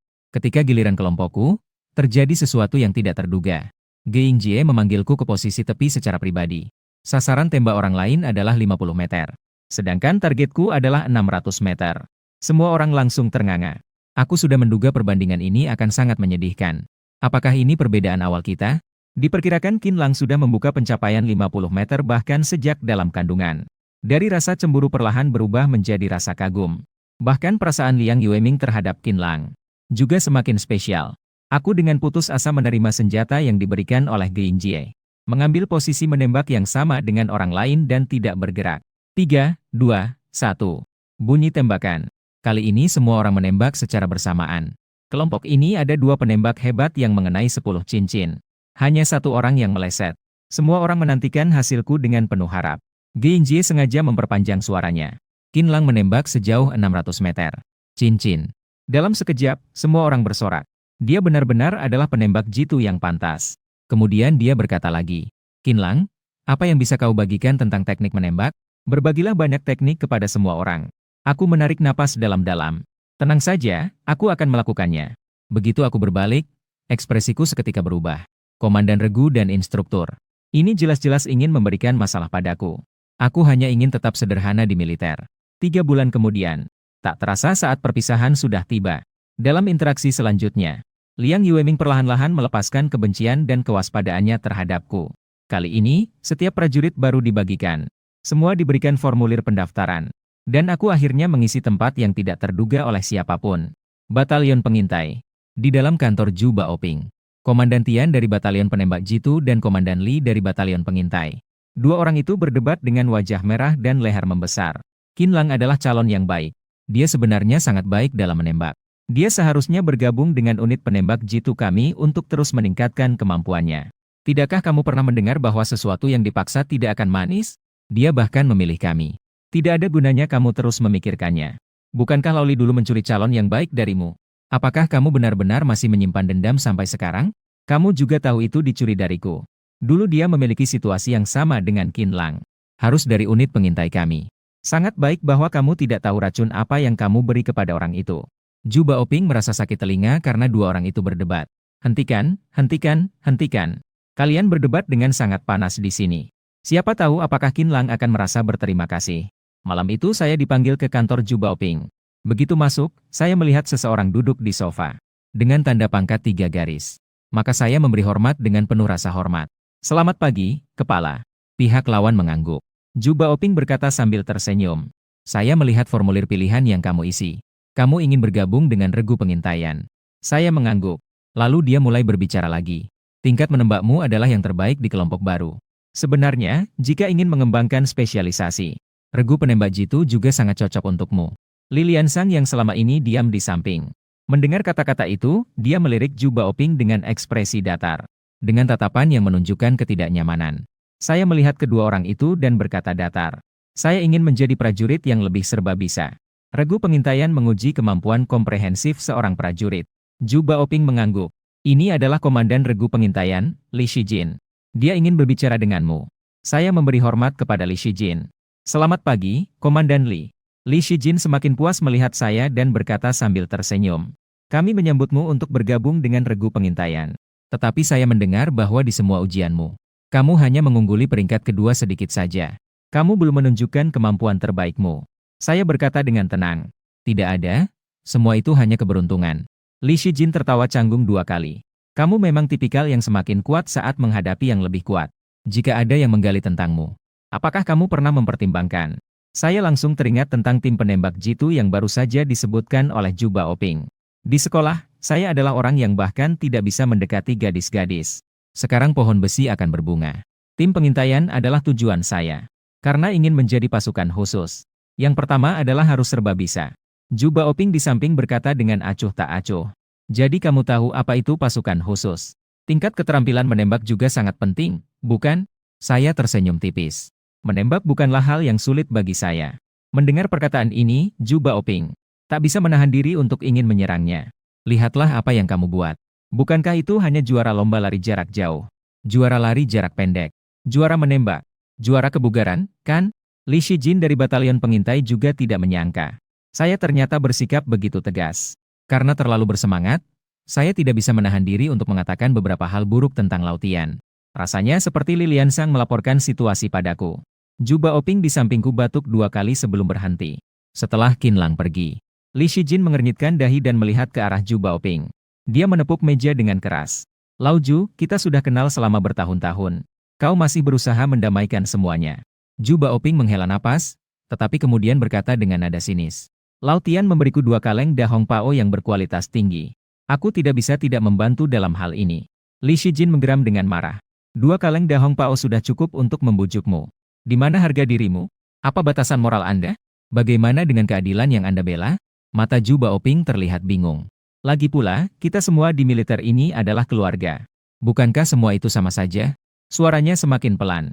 Sampai akhirnya, dia sendiri tidak memiliki keberanian lagi.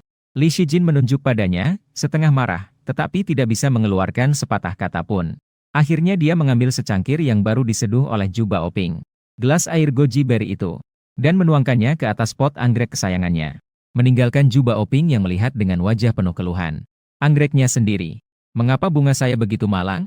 Qin Lang, saya sudah patahkan bunga saya. Kamu harus lebih tegas. Keesokan harinya, saya kembali ke kantor Ju Baoping yang sudah familiar. Hanya saja kali ini yang saya temui adalah wajah lain yang agak asing. Ketua tim penembak jitu, Tian Yunfei. Dia langsung berkata, Qin Lang, tingkat tembakanmu secara objektif Seharusnya memasuki tim penembak jitu untuk pelatihan lebih lanjut. Saya mendengar kamu ingin masuk ke pasukan khusus, kan? Dimanapun kamu bisa menjadi jalan masuk ke pasukan khusus. Tapi saya tetap pada pendirian saya. Terima kasih atas penghargaanmu, Ketua Tian. Saya masih lebih cenderung pada tim intelijen. Tapi jika Anda bersikeras ingin saya tetap di tim penembak jitu, aku juga tidak punya pendapat. Terima kasih atas undangannya. Setelah itu saya pun pergi. Tian Yunfei menatap Zhu Baoping. Apa maksudnya barusan? Apakah dia sudah mulai mempertimbangkan untuk bergabung dengan tim penembak jitu kami? Zhu Baoping dengan putus asa berkata. Qinlang ini takut merusak harga dirimu. Dia menolakmu dengan halus. Tian Yunfei dengan marah melihat Zhu Baoping. Saat pergi, dia membawa 2 kaleng Da Hong Pao dari meja. Pekerjaan tidak berhasil. Barang bagus ini hanya terbuang percuma untukmu. Zhu Baoping mengejar dari belakang. Setidaknya tinggalkan 1 kaleng untukku. Saya juga tidak membantu kamu. Ini benar-benar seperti Zhu Bajie melihat cermin. Dalam dan luar tak ada tempat bagi siapapun. Beberapa hari kemudian hasil penugasan tim keluar. Hao Dawei dan Han Zhongyi pergi ke batalion artileri. Dan Liang Yueming di asrama malah pergi ke tim penembak jitu. Song Yan dan saya pergi bersama ke batalion pengintai. Setelah mengetahui, dia melompat dengan semangat di tempat. Baik sekali, dengan adanya kamu, aku jadi tenang. Meskipun semua orang hanya bersama selama 3 bulan. Namun, Han Zhongyi merasa sangat tidak rela berpisah denganku. Dia bisa mencapai levelnya sekarang. Itu sepenuhnya berkat dorongan dan perlindunganku. Sekarang dia berpisah denganku. Dia bahkan tidak tahu apa yang akan terjadi padanya selanjutnya. Aku segera menghiburnya. Kita akan banyak memiliki kesempatan untuk bertemu di masa depan. Pemisahan regu dilakukan berdasarkan kemampuan masing-masing. Semoga saat kita bertemu lagi, semua sudah menjadi yang terbaik di masing-masing regu. Selama ada kebutuhan, kami akan selalu siap sedia. Semua orang dengan tegas mengulang kalimat ini. Selama ada kebutuhan, kami akan selalu siap sedia. Malam itu, semua orang mulai mengemas barang-barang. Mereka pergi untuk melapor di regu baru masing-masing. Dalam perjalanan ke regu pengintaian, Song Yan sangat bersemangat. Dengar-dengar, kita satu regu 2 kelas dan akan tinggal di asrama yang sama dengan veteran. Kamu pikir, apakah mereka juga akan menetapkan aturan untuk kita? Aku benar-benar sakit kepala karena dia terus-menerus menggangguku. Ingatlah satu hal, lakukan apa yang harus dilakukan. Jangan lakukan apa yang tidak seharusnya dilakukan. Song Yan mengangguk. Aku tetap merasa tenang karena ada kamu. Sekarang aku merasa tidak takut pada apapun. Setelah sampai di asrama, mungkin semua orang sedang berlatih. Ada 2 ranjang besi bertingkat yang kosong. Song Yan langsung meletakkan barang bawaannya di salah satu ranjang bawah. Sedangkan aku meletakkannya di ranjang atasnya. Kami baru saja merapikan tempat tidur ketika para veteran kembali dari latihan. Kami segera menyapa. Namaku Qinlang. Nama saya Song Yan. Ketika mendengar nama Qinlang, beberapa orang langsung menatapku. Beberapa orang mencibir dengan sinis. Qinlang, bukankah aku mendengar bahwa kemampuan menembakmu sangat hebat? Kenapa kamu datang ke unit pengintaian kami? Bukankah seharusnya kamu adalah yang terbaik di antara para rekrutan baru? Song Yan tidak menyangka baru saja tiba di batalion baru. Dia sudah merasakan atmosfer yang tegang. Dia melihatku dengan hati-hati. Aku berkata dengan datar. Terima kasih atas pengakuan kalian. Song Yan tidak bisa berkata apa-apa. Bro, dari mana kamu melihat ini sebagai pengakuan? Semua orang jelas-jelas menargetkanmu, mengerti? Kata-kataku membuat para veteran terkejut. Serangan itu seperti sebuah pukulan yang mendarat di atas kapas yang lembut. Kami bukan mengakui kemampuanmu. Aku penasaran dengan penampilanmu selanjutnya. Aku berkata sambil tersenyum. Terima kasih atas perhatiannya. Aku akan berusaha tampil baik ke depannya. Sekelompok veteran menatap langit dalam kebisuan. Qinlang tidak mengerti apa yang dibicarakan, kan? Tentu saja aku mengerti. Namun, lebih baik menghindari masalah daripada menambah masalah. Lebih mudah. Namun, pihak lain jelas-jelas ingin mencari masalah dengan kami. Salah satu veteran itu bernama Wang Kang. Dia menunjuk ke tempat tidur yang baru saja dibuat Song Yan dan berkata, "Siapa yang mengizinkan kalian tidur di tempat tidur ini?" Song Yan menjawab dengan canggung. "Apakah tidak diperbolehkan tinggal? Kami melihat kedua tempat tidur ini kosong, jadi kami menaruh barang bawaan di sini." Pihak lain menjawab dengan suara keras. "Ini adalah tempat tidur kami untuk istirahat biasanya. Segera ambil semua barangmu." Wajah Song Yan pucat karena dimarahi. Sedang bersiap-siap untuk membereskan barang-barang. Akhirnya aku berkata, "Tidakkah ada orang yang bisa duduk di tempat tidur kosong lainnya?" Wang Kang mengangkat alisnya. "Kita harus duduk di kedua tempat tidur. Kalian berdua harus tidur di tempat tidur atas. 2 tempat tidur besi. Tidak ada aturan yang menyatakan bahwa prajurit baru hanya boleh tidur di tempat tidur atas." Beberapa veteran tertawa hingga tidak bisa berdiri tegak. Aturan di tentara adalah harus mematuhi perintah veteran. Apakah kau tahu? Aku menggelengkan kepala. Kita semua setara. Aku mendengarkanmu karena menghormatimu. Tapi kau tidak bisa tidak menghormati karena usia. Beberapa veteran mengernyitkan dahi mereka beberapa kali. Salah satu dari mereka memberi isyarat kepada beberapa teman sekamarnya. Lawan segera menutup pintu dan jendela. Song Yan segera menyadari apa yang sedang terjadi. Dia ketakutan dan bersembunyi di belakangku. Tentara melarang pertarungan atau perkelahian. Beberapa veteran mengejek. Siapa yang bertengkar? Kami hanya peduli pada rekan baru yang datang. Aku bertanya balik. Apakah kalian yakin ini bukan pertarungan? Lawan menggenggam kepalan tangan hingga berbunyi. Tidak ada yang melihat pertarungan apapun. Saya menghela napas lega. Jika kamu bilang begitu, saya jadi tenang. Para veteran semuanya tercengang. Belum sempat memahami apa maksud kata-kata saya. Detik berikutnya, saya langsung meraih kerah baju Wang Kang. Mengangkat orang itu ke udara, memutar setengah putaran sebelum menekannya ke tanah. Senyum di wajah para veteran langsung membeku. Wang Kang yang terlibat bahkan tidak tahu apa yang terjadi. Song Yan membuka mulutnya, ternganga kebingungan. Kecepatan Qin Lang terlalu cepat. Bahkan mencegah lawan memukul kepalanya. Qin Lang juga dengan perhatian menggenggam kerah lawannya. Membuat Wang Kang jatuh terlebih dahulu dengan bokongnya. Saya tersenyum tipis. Tidak bertengkar adalah tanda perhatian terhadap veteran, kan? Namun senyum ini justru membuat mereka merasa tidak nyaman. Setelah yang lain menyadari, mereka mengangkat lengan dan bersiap menyerang. Namun, saya menangkap salah satu tinju yang terulur. Langsung memutar lengan lawan ke belakang. Para veteran mengeluarkan suara kesakitan beberapa kali. Saya akan menggunakan kelembutan untuk dengan mudah mengatasi ini. Saya berhasil menyelesaikan masalah dengan beberapa orang lainnya. Kemudian saya menunjuk ke tempat tidur Song Yan dan bertanya, apakah tempat tidur ini masih boleh digunakan? Wang Kang cukup tidak puas, tetapi tetap mengangguk. Kebetulan saat itu, ketua kelas kembali. Melihat sekelompok veteran dengan wajah yang tidak ramah. Mereka semua menatap saya dengan marah seolah-olah saya adalah musuh. Dia berkata dengan suara keras, apa yang terjadi? Bukankah saya bilang kalian harus lebih baik terhadap tentara baru? Beberapa orang mendengus dingin dengan wajah pucat. Kami memang sangat ramah. Ketua kelas yang bernama Wang Heiwan dengan penuh semangat memperkenalkan anggota-anggota asrama kepada kami. Terakhir, ia secara khusus mengingatkan, kita adalah suatu kelompok yang bersatu dan saling mencintai.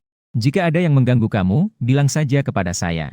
Song Yan berpikir setelah kejadian itu, seharusnya Anda mengatakannya lebih awal. Kalau tidak, saya tidak perlu melihat adegan yang mengerikan itu. Saya berkata dengan ramah. Baiklah, Ketua kelas. Saya akan menghargai kelompok yang saling mencintai ini. Wang Kang mengerutkan sudut bibirnya 2 kali. Ketuanya, Wang Heiwan, adalah orang yang sangat baik hati. Dia menjelaskan banyak hal yang perlu diperhatikan dengan rinci. Pada hari itu, jam 10 pagi. Seluruh anggota batalion berkumpul di lapangan latihan. Batalion pengintaian terdiri dari 3 peleton. 9 kelas ditambah 1 kelas dapur. Lebih dari 100 orang berdiri di lapangan latihan menunggu pidato dari komandan. Li Shijin segera melihat saya yang tinggi menjulang. Wajahnya jarang terlihat tersenyum. Hari ini banyak prajurit baru datang ke batalion pengintaian kita. Silakan bertepuk tangan untuk menyambut mereka. Suara tepuk tangan serentak menggema. Batalion pengintaian tidak hanya mengajarkan tentang pengintaian. Pemantauan lingkungan menggunakan sniper komputer. Kita semua harus belajar tentang serangan ini. 5 bulan lagi, akan ada latihan militer besar tahunan. Jangan sekali-kali mempermalukan saya. Tunjukkan kemampuanmu sebaik mungkin. Setelah selesai berbicara, dia secara diam-diam melirik saya. Kemudian setiap kelas dibubarkan untuk melanjutkan latihan masing-masing. Namun, setelah kejadian tadi pagi, orang-orang di asrama penuh dengan permusuhan terhadap saya dan Song Yan. Dalam pelatihan fisik, biasanya beberapa komandan akan memberi perhatian khusus kepada prajurit baru. Prajurit berpengalaman harus berlari 100 meter, sementara prajurit baru hanya perlu berlari 80 meter. Tapi Wang Kang langsung datang untuk menantang. Saya mendengar kemampuan fisikmu juga sangat hebat. Berani tidak untuk bertanding dalam satu ronde kayu. Saya memandangnya dengan senyum yang tidak jelas. Apakah ada hukuman dan penghargaan untuk menang atau kalah? Kemenangan atau kekalahan secara lisan tidak ada artinya. Dan Wang Kang hanya memikirkan tentang kejadian dia dipermalukan pagi ini. Dia berpikir untuk mencari kesempatan membalasnya. Siapa yang kalah harus membersihkan kebersihan asrama selama seminggu. Selain itu, mereka juga harus menyediakan air untuk mencuci kaki bagi yang menang. Song Yan mengerutkan kening. Qin Lang, saya tidak terlalu kuat, tidak akan menghambatmu, kan? Tidak masalah. Saya menerima. Aku berbisik pada Song Yan. Akan mengatur posisi agar titik berat kayu bulat berada di sini. Kamu hanya perlu mengikuti kecepatan saya. Song Yan sangat khawatir. Itu beratnya 50 kilogram. Kamu sendiri juga tidak bisa mengangkat beban besar itu. Mereka akan mencari-cari kesalahan sekali, dan pasti akan mencari lagi. Kita harus membuktikan diri dengan kemampuan kita agar mereka berhenti mencari-cari masalah. Song Yan mengangguk dan memilih untuk percaya padaku. Saat itu, ketua kelas juga dipanggil oleh mereka untuk menjadi wasit. Saya dan Song Yan memanggul sebuah batang kayu dan berdiri di sebelah. Di sampingnya ada Wang Kang dan Song Ning. Kayu bundar itu panjangnya sekitar 1,5 meter dan beratnya sekitar 50 kilogram, dengan permukaan yang kasar. Aku langsung berdiri di posisi agak tengah. Song Yan berdiri di belakangku. Jarak di antara kami berdua kurang dari 50 cm. Para veteran lainnya tertawa sinis.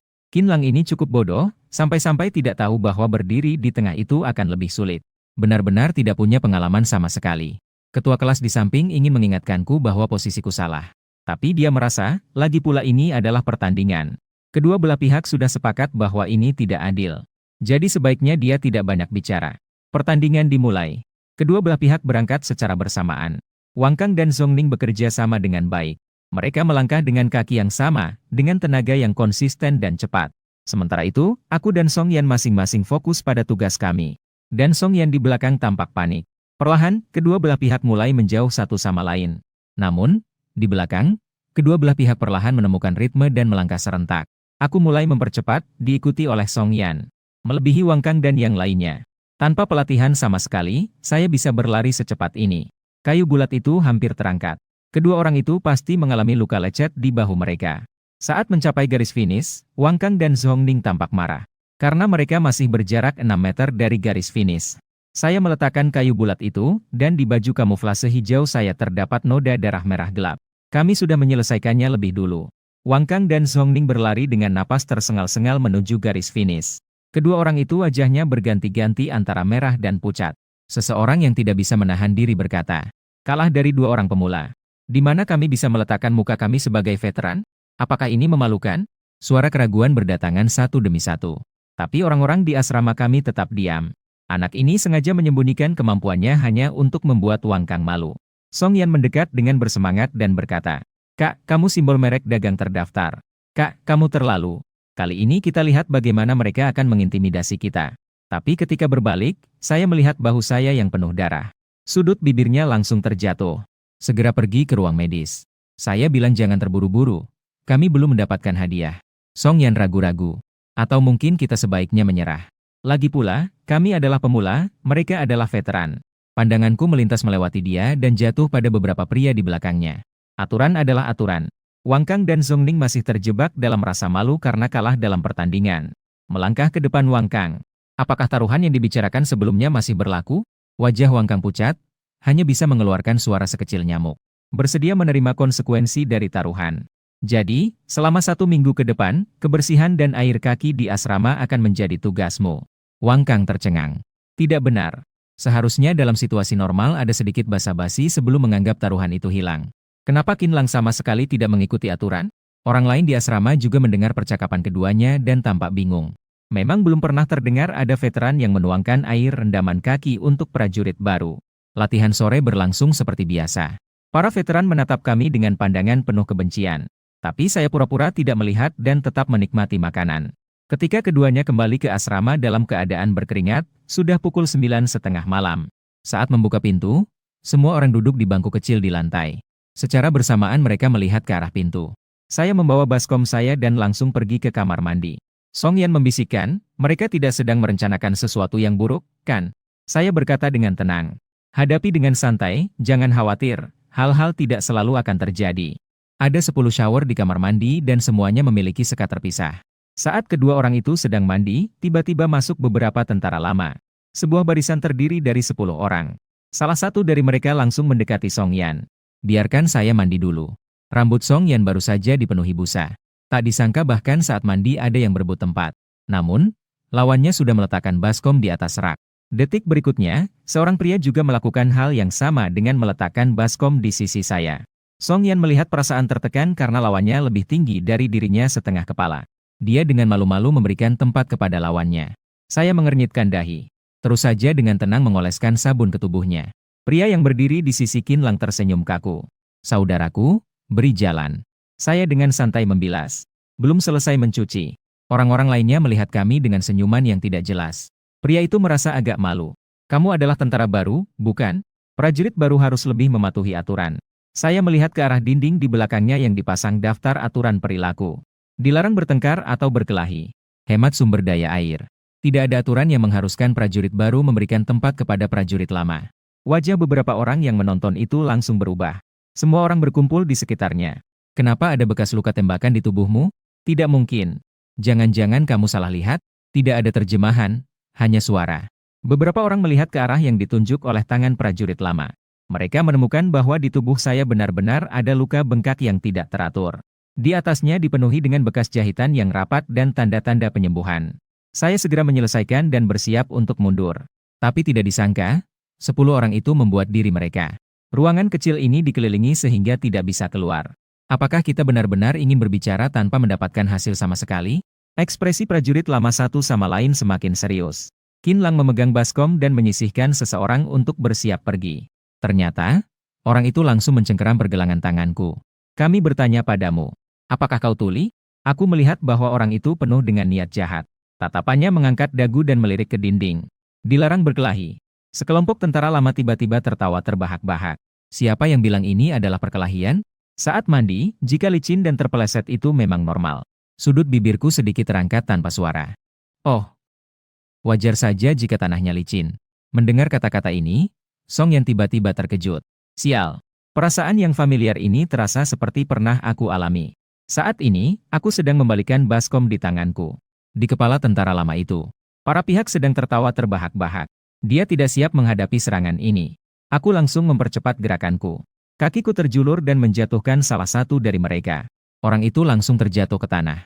Membuat ruang yang sudah sempit terasa semakin sempit dengan jatuhnya seseorang. Yang lainnya seperti bola bowling yang dipukul. Mereka juga terjatuh satu persatu ke tanah dengan cara yang aneh. Para tentara veteran mengeluh kesakitan. Ah, sakit. Jangan bergerak, kakinya tertekan di bawahmu. Dan aku melangkah melewati mereka. Tanah yang licin dan benturan itu wajar saja. Kemudian aku pergi bersama Song Yan tanpa menoleh ke belakang. Para veteran merasa kesal hingga gigi mereka gatal. Beberapa dari mereka saling membantu untuk bangkit perlahan. Apakah kita harus melaporkan ini ke pemimpin peleton? Bagaimana cara melaporkannya? Katakan bahwa 10 dari kita ditumbangkan oleh seorang prajurit baru di kamar mandi. Para veteran menatap pintu dengan tatapan mendalam. Bukankah ini hanya merundung seorang prajurit baru? Banyak cara untuk mengatasinya. Dalam perjalanan pulang, Song Yan ragu-ragu dan akhirnya berkata, Qin Lang, apakah luka di bahumu itu luka tembakan? Aku segera menjawab, bukan. Dalam hati aku berpikir itu sebenarnya akibat terkena pecahan granat. Tidak ada hubungannya dengan senjata sama sekali. Song Yan tidak bertanya lebih lanjut.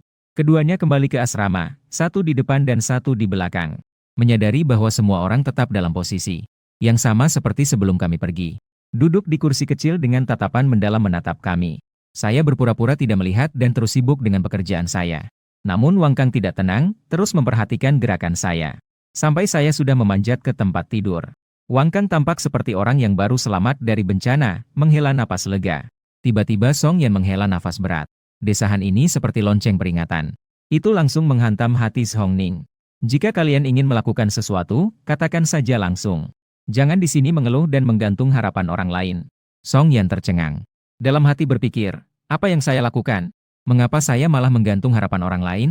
Namun saya bahkan tidak membuka mata saat berkata, hari ini tidak mencuci kaki. Sudah waktunya tidur. Hong Ning merasa ingin membunuh. Beberapa hari ke depan, jadwal pelatihan setiap hari dari pagi hingga malam. Para veteran dan kita seperti membagi batas yang jelas. Biasanya mereka tidak mengatakan apa-apa seolah kami tidak ada. Selain urusan kebersihan, itu dianggap ditangani oleh Kang dan yang lainnya. Tentang membuang air cucian kaki itu pun tidak disebutkan lagi. Para veteran untuk sementara merasa lega.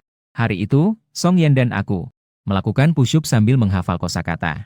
Tiba-tiba kami mendengar seseorang memanggil kami. Mengikuti suara itu, saya melihat sosok yang kurus seperti monyet, yang segera melesat mendekat. Song Yan bangkit dari tanah karena terkejut. Han Zhongyi, mengapa kamu datang ke sini? Dalam waktu kurang dari sebulan, mengapa kamu bisa kurus begitu banyak? Han Zhongyi mengeluh dengan rasa tertekan. Tugas resimen artileri sangat berat. Merasa seperti puluhan kilogram meriam itu terpasang di tubuh saya. Ada juga penyiksaan mental terhadap para veteran. Di asrama, kami bahkan tidak berani berbicara keras. Saya menepuk bahunya. Jangan biarkan orang lain mempengaruhi, tetaplah teguh pada tujuanmu. Pikirkan untuk apa kamu datang ke sini. Han Zhongyi tiba-tiba mengerti. Saya ingin menjadi seorang prajurit khusus. Lalu saya berkata, Sekarang orang-orang di sekitarmu adalah rekan timmu sementara. Tidak perlu berusaha keras, semua orang setara. Dia memberi saya jempol dan kemudian kembali ke bidang masing-masing. Sekejap, 2 bulan berlalu. Semua hasil saya menjadi yang terbaik di kompi kami. Awalnya banyak veteran yang merasa tidak puas dan berpikir mencari masalah dengan saya. Namun mereka menemukan bahwa saya melakukan pekerjaan dengan sempurna. Mereka tidak bisa menemukan sedikit pun masalah. Dengan terpaksa mereka hanya bisa beralih ke Song Yan yang hasilnya berada di tengah. Song Yan yang sial ini telah mengalami cukup banyak masalah. Mendekati latihan simulasi tahunan. Semua orang harus berpartisipasi dalam latihan kali ini. Tindakan pemecahan kelompok yang dilakukan oleh pasukan pengintai. Setiap kelompok terdiri dari 5 orang berdasarkan unit. Setiap unit akan memiliki 68 anggota baru. Menggunakan metode undian. Setiap 5 hingga 6 orang satu kelompok, total bisa dibentuk 6 kelompok. Setiap 2 kelompok saling bermusuhan.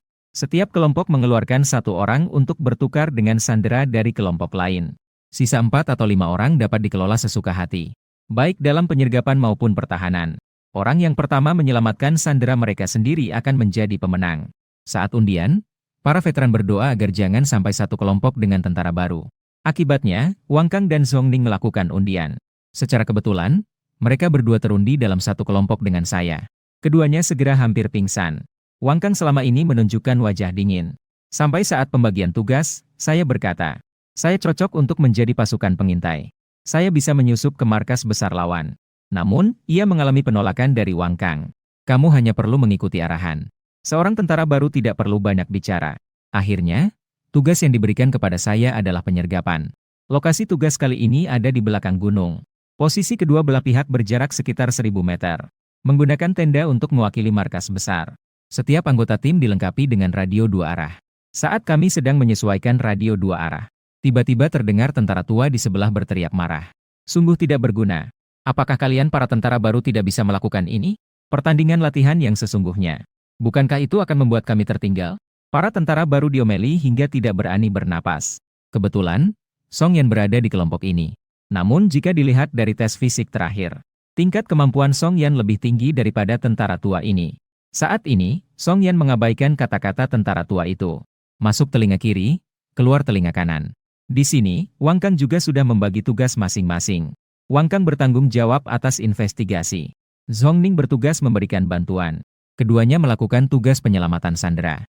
Saya bertanggung jawab untuk menyergap dan bertahan di dekat kemah. Ada juga veteran dari kelas lain. Dia bertugas menjaga sandera dari pihak lawan. Tentara tua yang bertugas menjaga tampak sedikit tidak puas. Menjaga adalah tugas yang tidak memerlukan keterampilan. Namun ini adalah pekerjaan yang sangat tidak menyenangkan. Terlebih lagi, jika sandera hilang, tindakan pertama yang bertanggung jawab adalah pengawas. Namun, prajurit lama hanya berdiri dengan wajah suram sambil memegang senjata. Dengan wajah yang tidak puas. Setelah kedua belah pihak menukar sandera, mereka menuju ke markas masing-masing. Sepanjang perjalanan, Wang Kang menjelaskan tugas penggelaran kali ini. Dia bahkan melirik saya di akhir. Saya tahu beberapa orang telah tampil cukup baik belakangan ini. Mungkin mental mereka sudah melanglang. Sebelumnya, itu adalah pertarungan 1 lawan 1. Kali ini, yang diuji adalah kerja sama tim. Saya tidak berkata sepatah kata pun. Pertandingan resmi dimulai. Saya langsung mencari pohon yang cukup rimbun. Saya memanjat ke atas pohon. Menggulung satu kaki dan mengikat 2 batang kayu di kaki yang lain. Orang yang bertugas menjaga tertegun sejenak dan menderita sebuah kalimat. Dia pasti adalah reinkarnasi dari macan panjat. Kenapa dia bergerak begitu cepat? Dalam situasi normal, untuk menjamin tingkat keberhasilan tugas, orang yang bertanggung jawab atas penyergapan biasanya diatur untuk lebih jauh. Akhirnya saya duduk di depan pintu rumah. Prajurit penjaga ingin mengingatkan, tapi berpikir sejenak. Jika mereka diculik oleh pihak lawan, mereka bisa menyalahkan saya. Sekelompok orang memiliki niat masing-masing. Saya duduk di atas pohon menggunakan kemampuan Eagle Eye, melihat dengan jelas pergerakan di base lawan. Saat ini mereka mengirim 2 orang, juga bergerak ke arah kita. Selain itu, mereka memiliki seorang penembak jitu yang cukup kuat, menguasai posisi tinggi. Ketika mereka hampir bertemu dengan pasukan pengintai lawan, prajurit lawan yang bertanggung jawab atas perlindungan langsung menembak Wang Kang. Wang Kang melihat asap putih yang keluar dari bahunya. Barulah dia menyadari bahwa dia telah tereliminasi.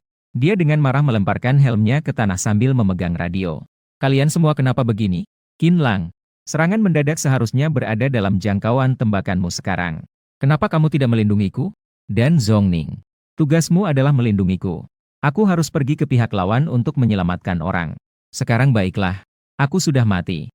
Zhongning terbaring di tanah dengan wajah memar. Dengan hati-hati mengintai sekeliling. Pihak lawan bergerak terlalu cepat. Aku benar-benar tidak melihat. Qin Lang melindungiku sementara aku pergi menyelamatkan orang. Aku sebenarnya tidak ingin setuju, tapi Zhongning sangat gigih.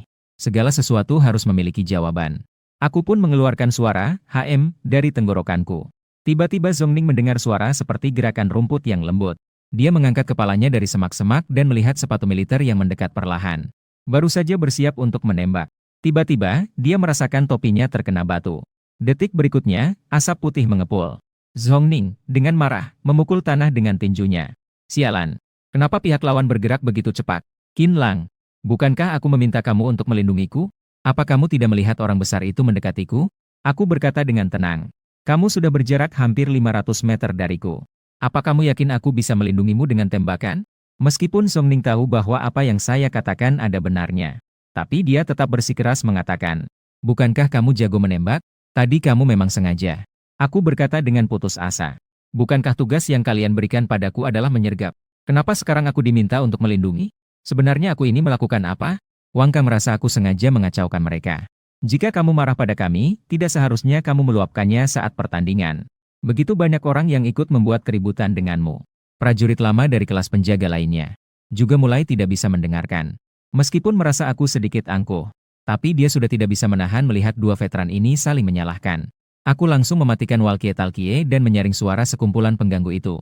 Semua kata-kata mereka terputus. Dengan satu lompatan, aku melompat dari pohon, memegang pistol dan berjalan maju. Veteran di belakang sudah memanggil lama, tetapi saya tidak menunjukkan reaksi sama sekali. Dia juga sudah putus asa. Sudahlah, dua. Hancurkan saja. Begitu saja. Setelah berjalan lebih dari 100 meter dengan senjata, telinga saya bergerak 2 kali. Berjongkok di bawah akar pohon, melindungi senjata saya dengan semak-semak. Suara bom. Pengintai lawan tertegun di tempat dan panik melihat ke depan. Di mana pihak lawan bersembunyi? Bagaimana bisa mati seperti itu? Saya bahkan sama sekali tidak menyadarinya. Perlindungan lawan terus mengikuti di belakang pengintai, kurang dari jarak 100 meter. Saat ini juga terkejut. Mereka semua veteran yang cukup kooperatif. Perlindungan segera mengganti jalur dan menjadi pengintai. Membuat penyergapan yang awalnya memperluas jangkauan tembakan menjadi perlindungan.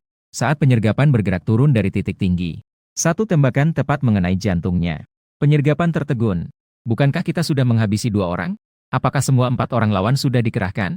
Kuncinya adalah ada 1 orang yang tidak terlihat dan tidak terdeteksi. Mendekati wilayah mereka. Dia sebagai pengintai bahkan sama sekali tidak melihat.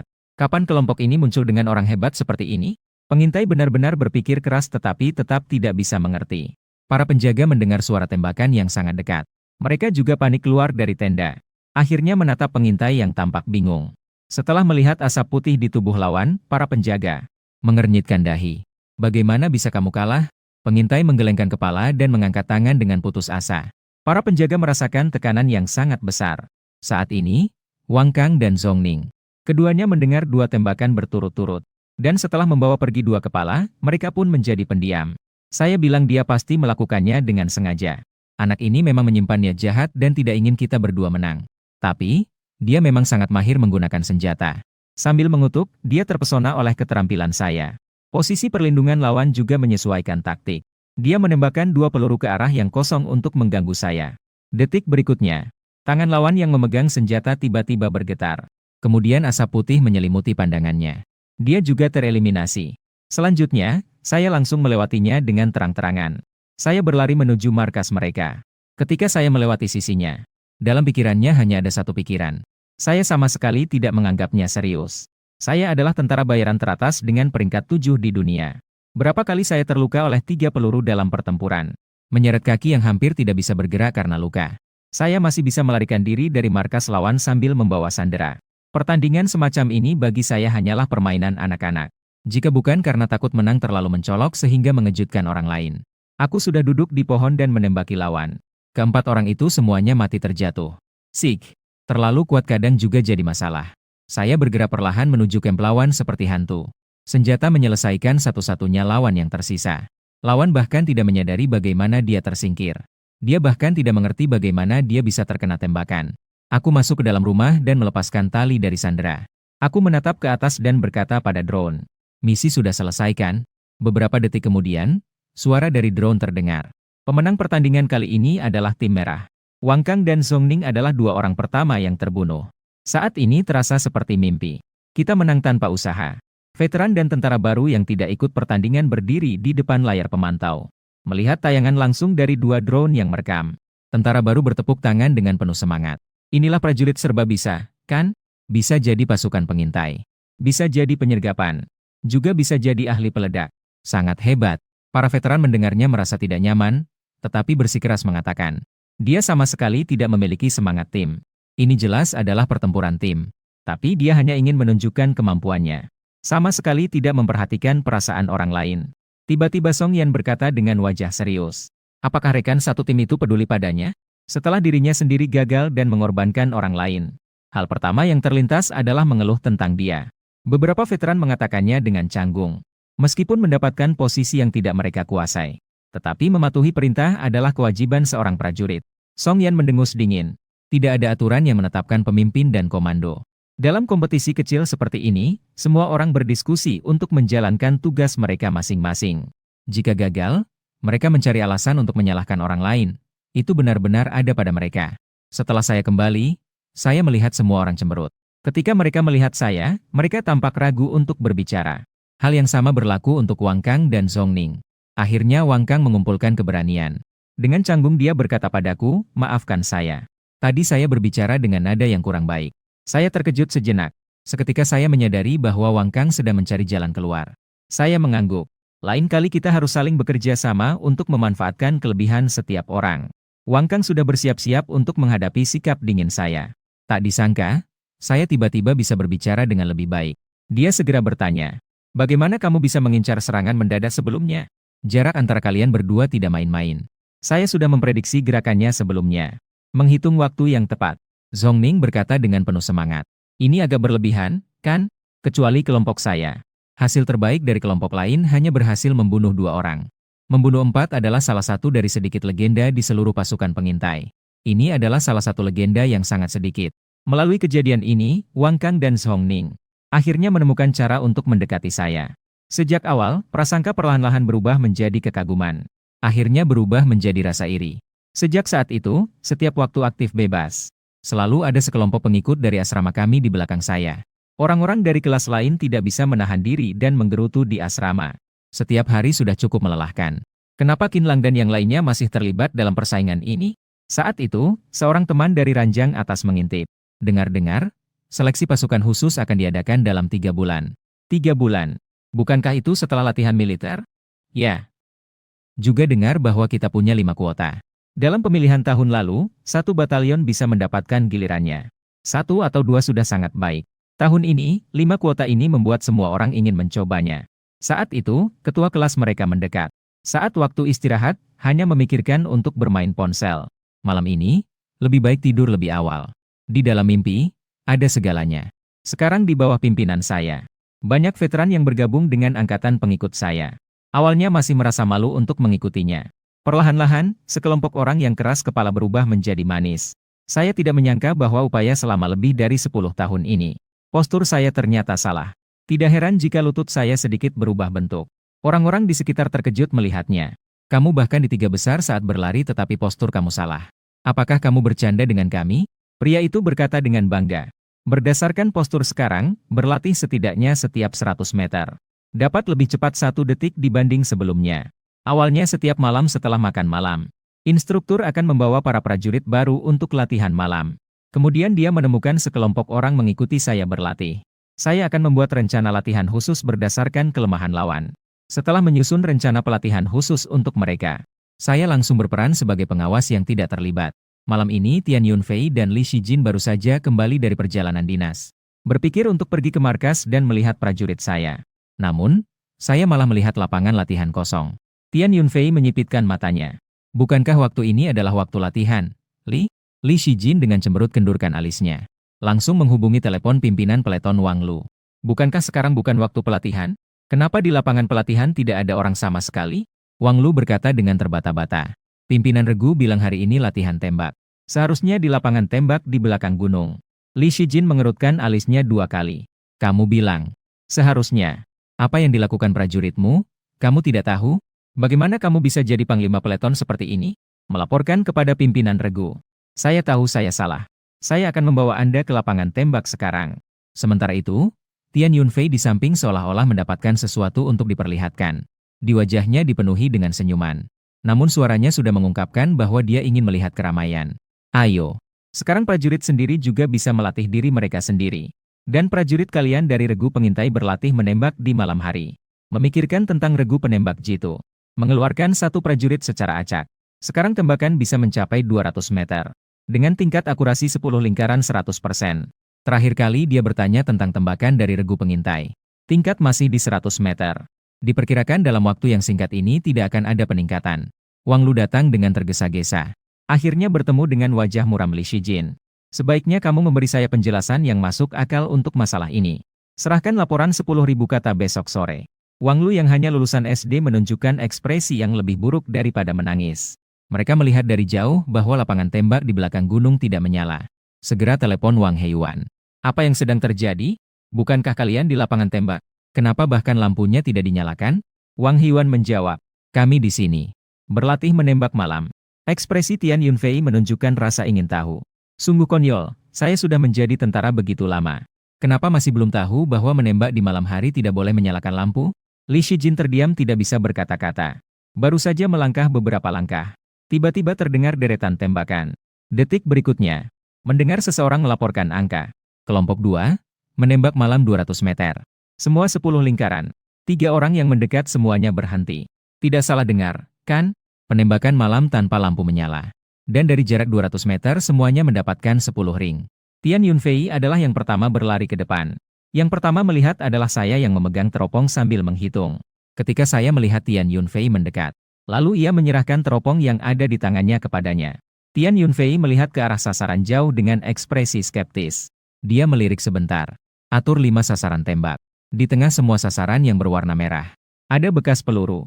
Ini adalah hasil tembakan kalian. Saya tidak percaya. Saya menjawab dengan suara dingin.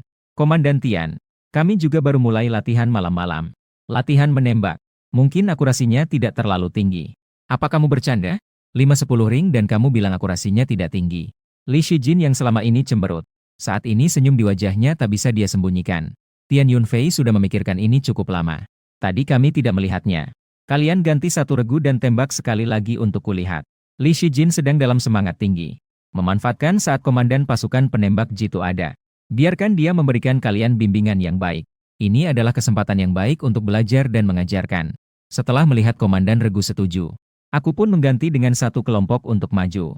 Mengganti dengan kertas sasaran yang tidak berlubang. Aku berkata siap. Semua orang secara serentak menyesuaikan posisi memegang senjata. Gerakannya mengalir seperti air.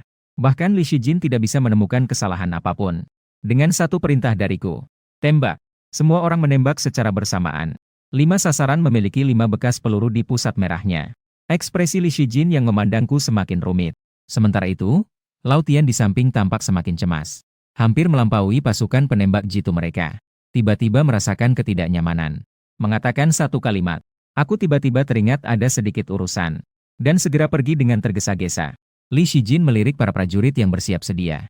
Setiap orang menggantungkan botol air di lengan mereka. Di ujung senapan juga tergantung sebuah botol air. Li Shijin melirik ke arahku. Kamu yang mengizinkan. Saya mengangguk dan berkata iya. Untuk memastikan kekuatan lengan. Dan stabilitas dalam membidik. Dia tiba-tiba tertawa. Qinlang, sekarang kamu menjabat sebagai asisten instruktur. Bersama Wang Lu, buatlah rencana latihan selanjutnya. Sementara Tian Yunfei kembali ke unit penembak jitu miliknya. Dia melihat hanya ada beberapa kelas yang latihan dengan jarang. Bahkan di bawah pun masih terlihat. Seseorang sedang berlarian dan bermain di depan jendela. Dia segera marah dan menekan bel darurat. Angkatan bersenjata bukanlah panti jompo. Kalian datang ke sini bukan untuk bersenang-senang. Tanpa organisasi dan disiplin. Bagaimana dengan prestasi? Bagaimana dengan latihan? Bagaimana dengan tingkat tembakan? 3 pertanyaan berturut-turut membuat semua orang bingung.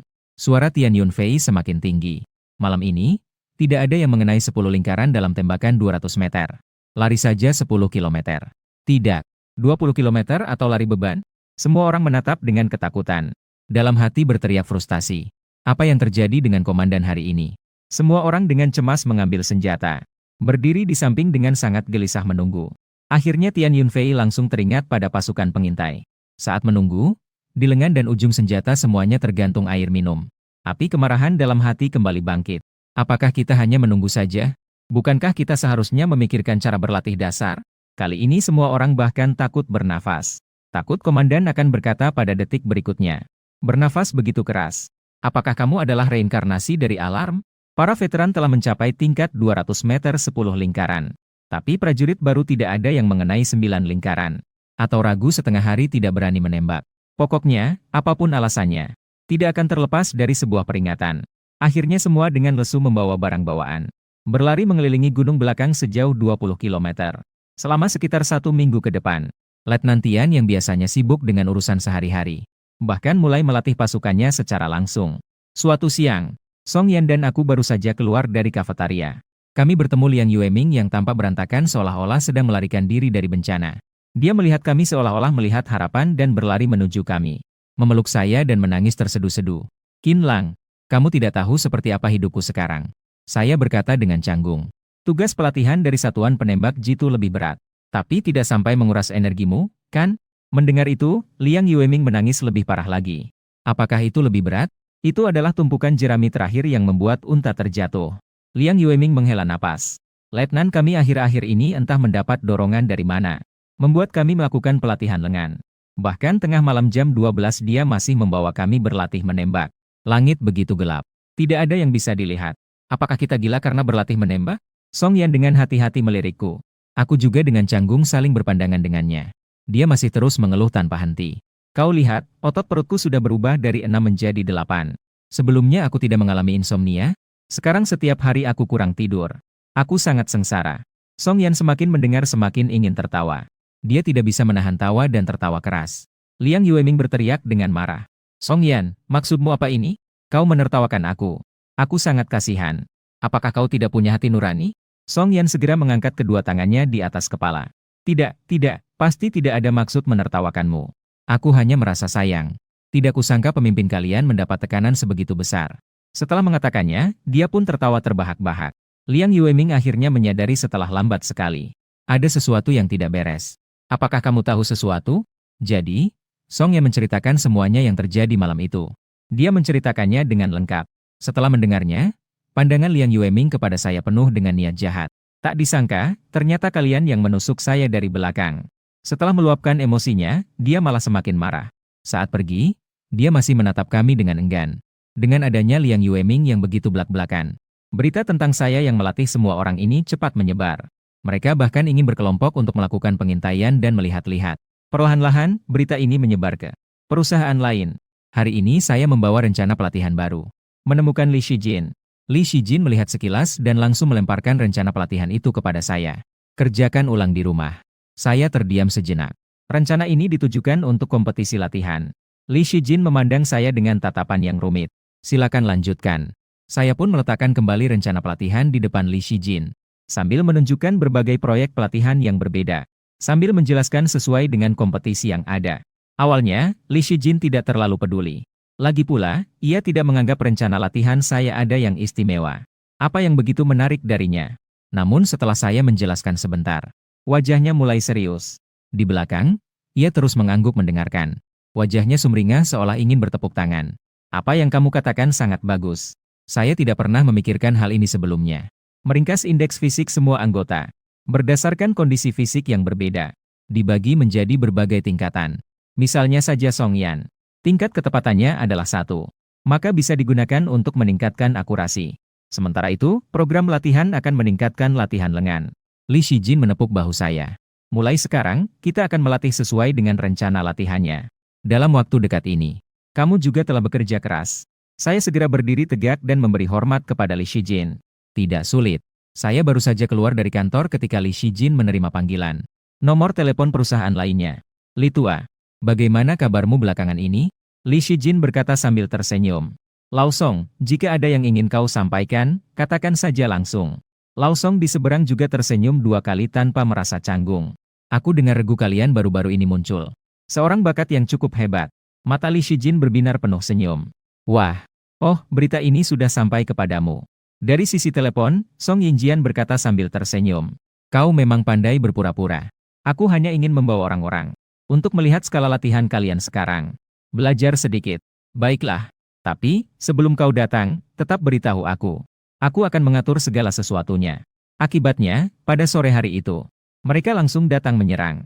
Lagu Laos. Kenapa kau datang tanpa memberi kabar? Meskipun aku percaya pada prajuritku. Namun tetap saja ini adalah regu lain yang datang berkunjung. Tetap harus memilih yang terbaik. Pilih beberapa yang biasanya tampil paling stabil untuk mereka lihat. Lao Song juga menebak hal ini. Jadi ia tidak memberi kesempatan apapun kepada lawan. Awalnya aku mengira Song Yinjian datang sendiri. Tak disangka saat sampai di bawah. Ternyata dia membawa lebih dari 10 orang. Semua orang dengan seragam menghormati Li Shijin. Selamat pagi, Komandan Li.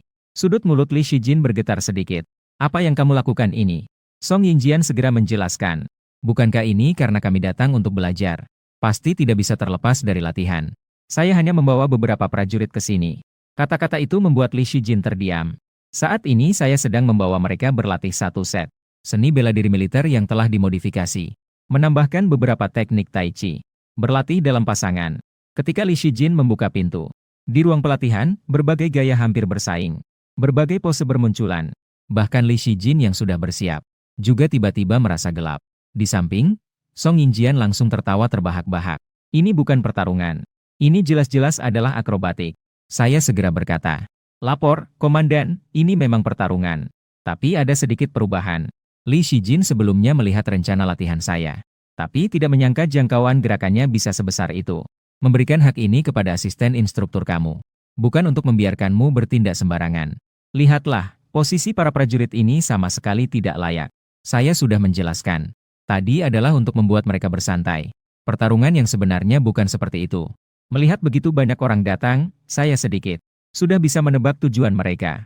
Mungkin ingin melihat kita menjadi bahan tertawaan. Atau seperti Tian Yunfei yang lalu, mengintip hasil latihan pihak lain. Pemimpin ini membawa lebih dari 10 prajurit baru.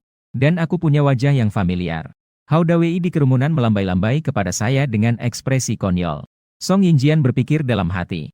Diperkirakan bahwa semua rumor itu hanya omong kosong yang beredar. Ternyata kita memang harus melihatnya sendiri untuk percaya. Jika tidak, kita benar-benar akan tertipu oleh kelompok pertunjukan ini. Saat ini, Li Shijin menatapku dengan wajah tegang. Sebaiknya kamu memberikan penjelasan yang masuk akal. Saya tidak suka membuang waktu untuk menjelaskan. Lebih baik menunjukkan daripada berbicara terlalu banyak. Belum sempat Li Shijin menjawab, Song Yinjian langsung berkata, kalau begitu, tunjukkanlah dan biarkan kami melihat hasilnya. Mendengar ada kesempatan untuk menunjukkan kemampuan, semua orang sangat antusias. Saya datang, saya datang. Akhirnya, Song Yinjian melihat sekeliling. Dia menargetkan seseorang dengan postur tubuh sedang yang terlihat agak. Song Yan dan Song Ning yang kurus. Orang lain ketika melihat susunan ini. Semuanya menundukkan kepala untuk menahan tawa. Dia benar-benar memiliki mata yang tajam dan langsung memilih. Murid utama Qin Lang. Saya juga memeriksa sekali lagi. Apakah Anda yakin memilih mereka berdua? Song Yinjian mengangguk. Ya, mereka. Apakah ada masalah? Saya menggelengkan kepala.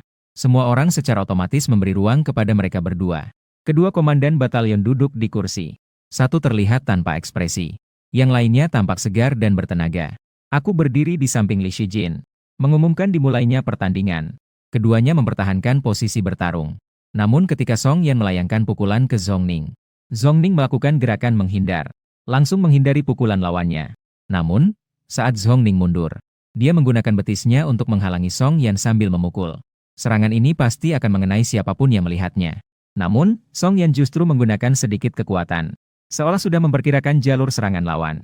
Ia justru lebih cepat satu langkah dari lawannya. Pukulan kanan langsung mengenai perut Zhong Ning. Zhong Ning ingin segera bertahan. Tetapi, gerakan Song Yan terlalu cepat. Begitu dia menyerang, tubuhnya langsung terlempar. Zhong Ning jatuh dengan keras ke tanah. Semua orang ternganga. Hanya orang-orang dari tim pengintai yang dengan bersemangat berkata, memperkirakan serangan ini sangat hebat. Tidak heran dia adalah murid terhebat. Sangat hebat. Li Shijin dan Song Yinjian terkejut sejenak. Pemandangan ini benar-benar di luar dugaan mereka. Namun ekspresi Li Shijin akhirnya sedikit melunak. Akhirnya tidak mempermalukan dia. Sementara Song Yinjian melihat saya dengan tatapan yang semakin kompleks. Lau Li sepertinya pasukanmu yang dibawa Qin Lang memang cukup hebat. Beranikan diri tidak membiarkan pasukanmu berlatih dengan pasukanku? Li Shijin melirik setiap orang di pihak lawan yang bertubuh kuat. Sepertinya mereka datang dengan persiapan. Baiklah, sebelum latihan militer, mari kita saling mengenal kemampuan masing-masing. Mata Song Yingjian menatap saya. Aku tersenyum padanya. Kapten Song, ini adalah urusan pelatihan. Saya sebagai asisten instruktur tidak cocok, kan? Namun, Song Yingjian berkata sambil menyipitkan mata. Sebenarnya hanya ingin melihat seberapa kuat kemampuanmu. Apakah kamu ingin menyimpan ini sampai akhir? Karena ini adalah sesi latihan. Mari biarkan orang lain tampil terlebih dahulu. Bagaimana jika saya tampil terakhir? Omongannya sudah sampai di sini. Dia jelas tidak berniat lagi untuk memaksakan permintaan. Jadi setiap tim mengirimkan peserta kuat mereka sendiri. Song Yan tidak kembali ke tim dan langsung tetap di panggung. Yang bertarung dengannya adalah orang yang sudah dikenal. Tapi sekarang dia mendapat tambahan gelar. Hao Dawei, pendatang baru terkuat di resimen artileri. Song Yan dan Hao Dawei saling memandang. Hao Dawei segera mengirimkan ciuman terbang kepadanya.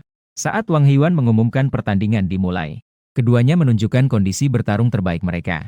Pukulan Hao Dawei sama seperti karakternya. Gerakannya cepat, keras, dan tepat. Memfokuskan pukulannya ke bahu Song Yan dengan sangat cepat. Dan pada saat Hao Dawei mengulurkan tinjunya, Song Yan, dia langsung membungkuk. Dengan siku menghantam lengan lawan dengan kuat. Dalam keadaan Hao Dawei yang sama sekali tidak waspada. Pukulannya bahkan terpaksa mengubah arah. Kemudian tinju berikutnya Song Yan langsung mengenai pinggangnya. Hao Dawei melangkah mundur satu langkah. Tapi tetap saja terkena satu pukulan yang cukup keras. Wajahnya berubah karena rasa sakit. Sekarang sudah sekuat ini. Song Yan tersenyum sedikit. Biasa saja. Tapi menyelesaikanmu masih bukan masalah besar. Setelah Hao Dawei diprovokasi, dia menyerang dengan cepat dan keras. Pada awalnya, Song Yan mengandalkan menghindar. Tapi setelah beberapa kali menghindar, kekuatan Hao Dawei mulai tidak sebanding. Song Yan menemukan waktu yang tepat dan langsung menendang betis lawan. Begitu, keduanya bertukar pukulan selama 2,5 menit. Hao Dawei terjatuh ke tanah, kelelahan dan melihat bintang. Song Yan terengah-engah karena kelelahan. Wajah Song Yingjian berubah-ubah. Song Yan sepertinya benar-benar bisa, sebelum lawan menyerang, memprediksi dengan tepat gerakan serangan lawan, dan mampu merespons dalam waktu yang sangat singkat.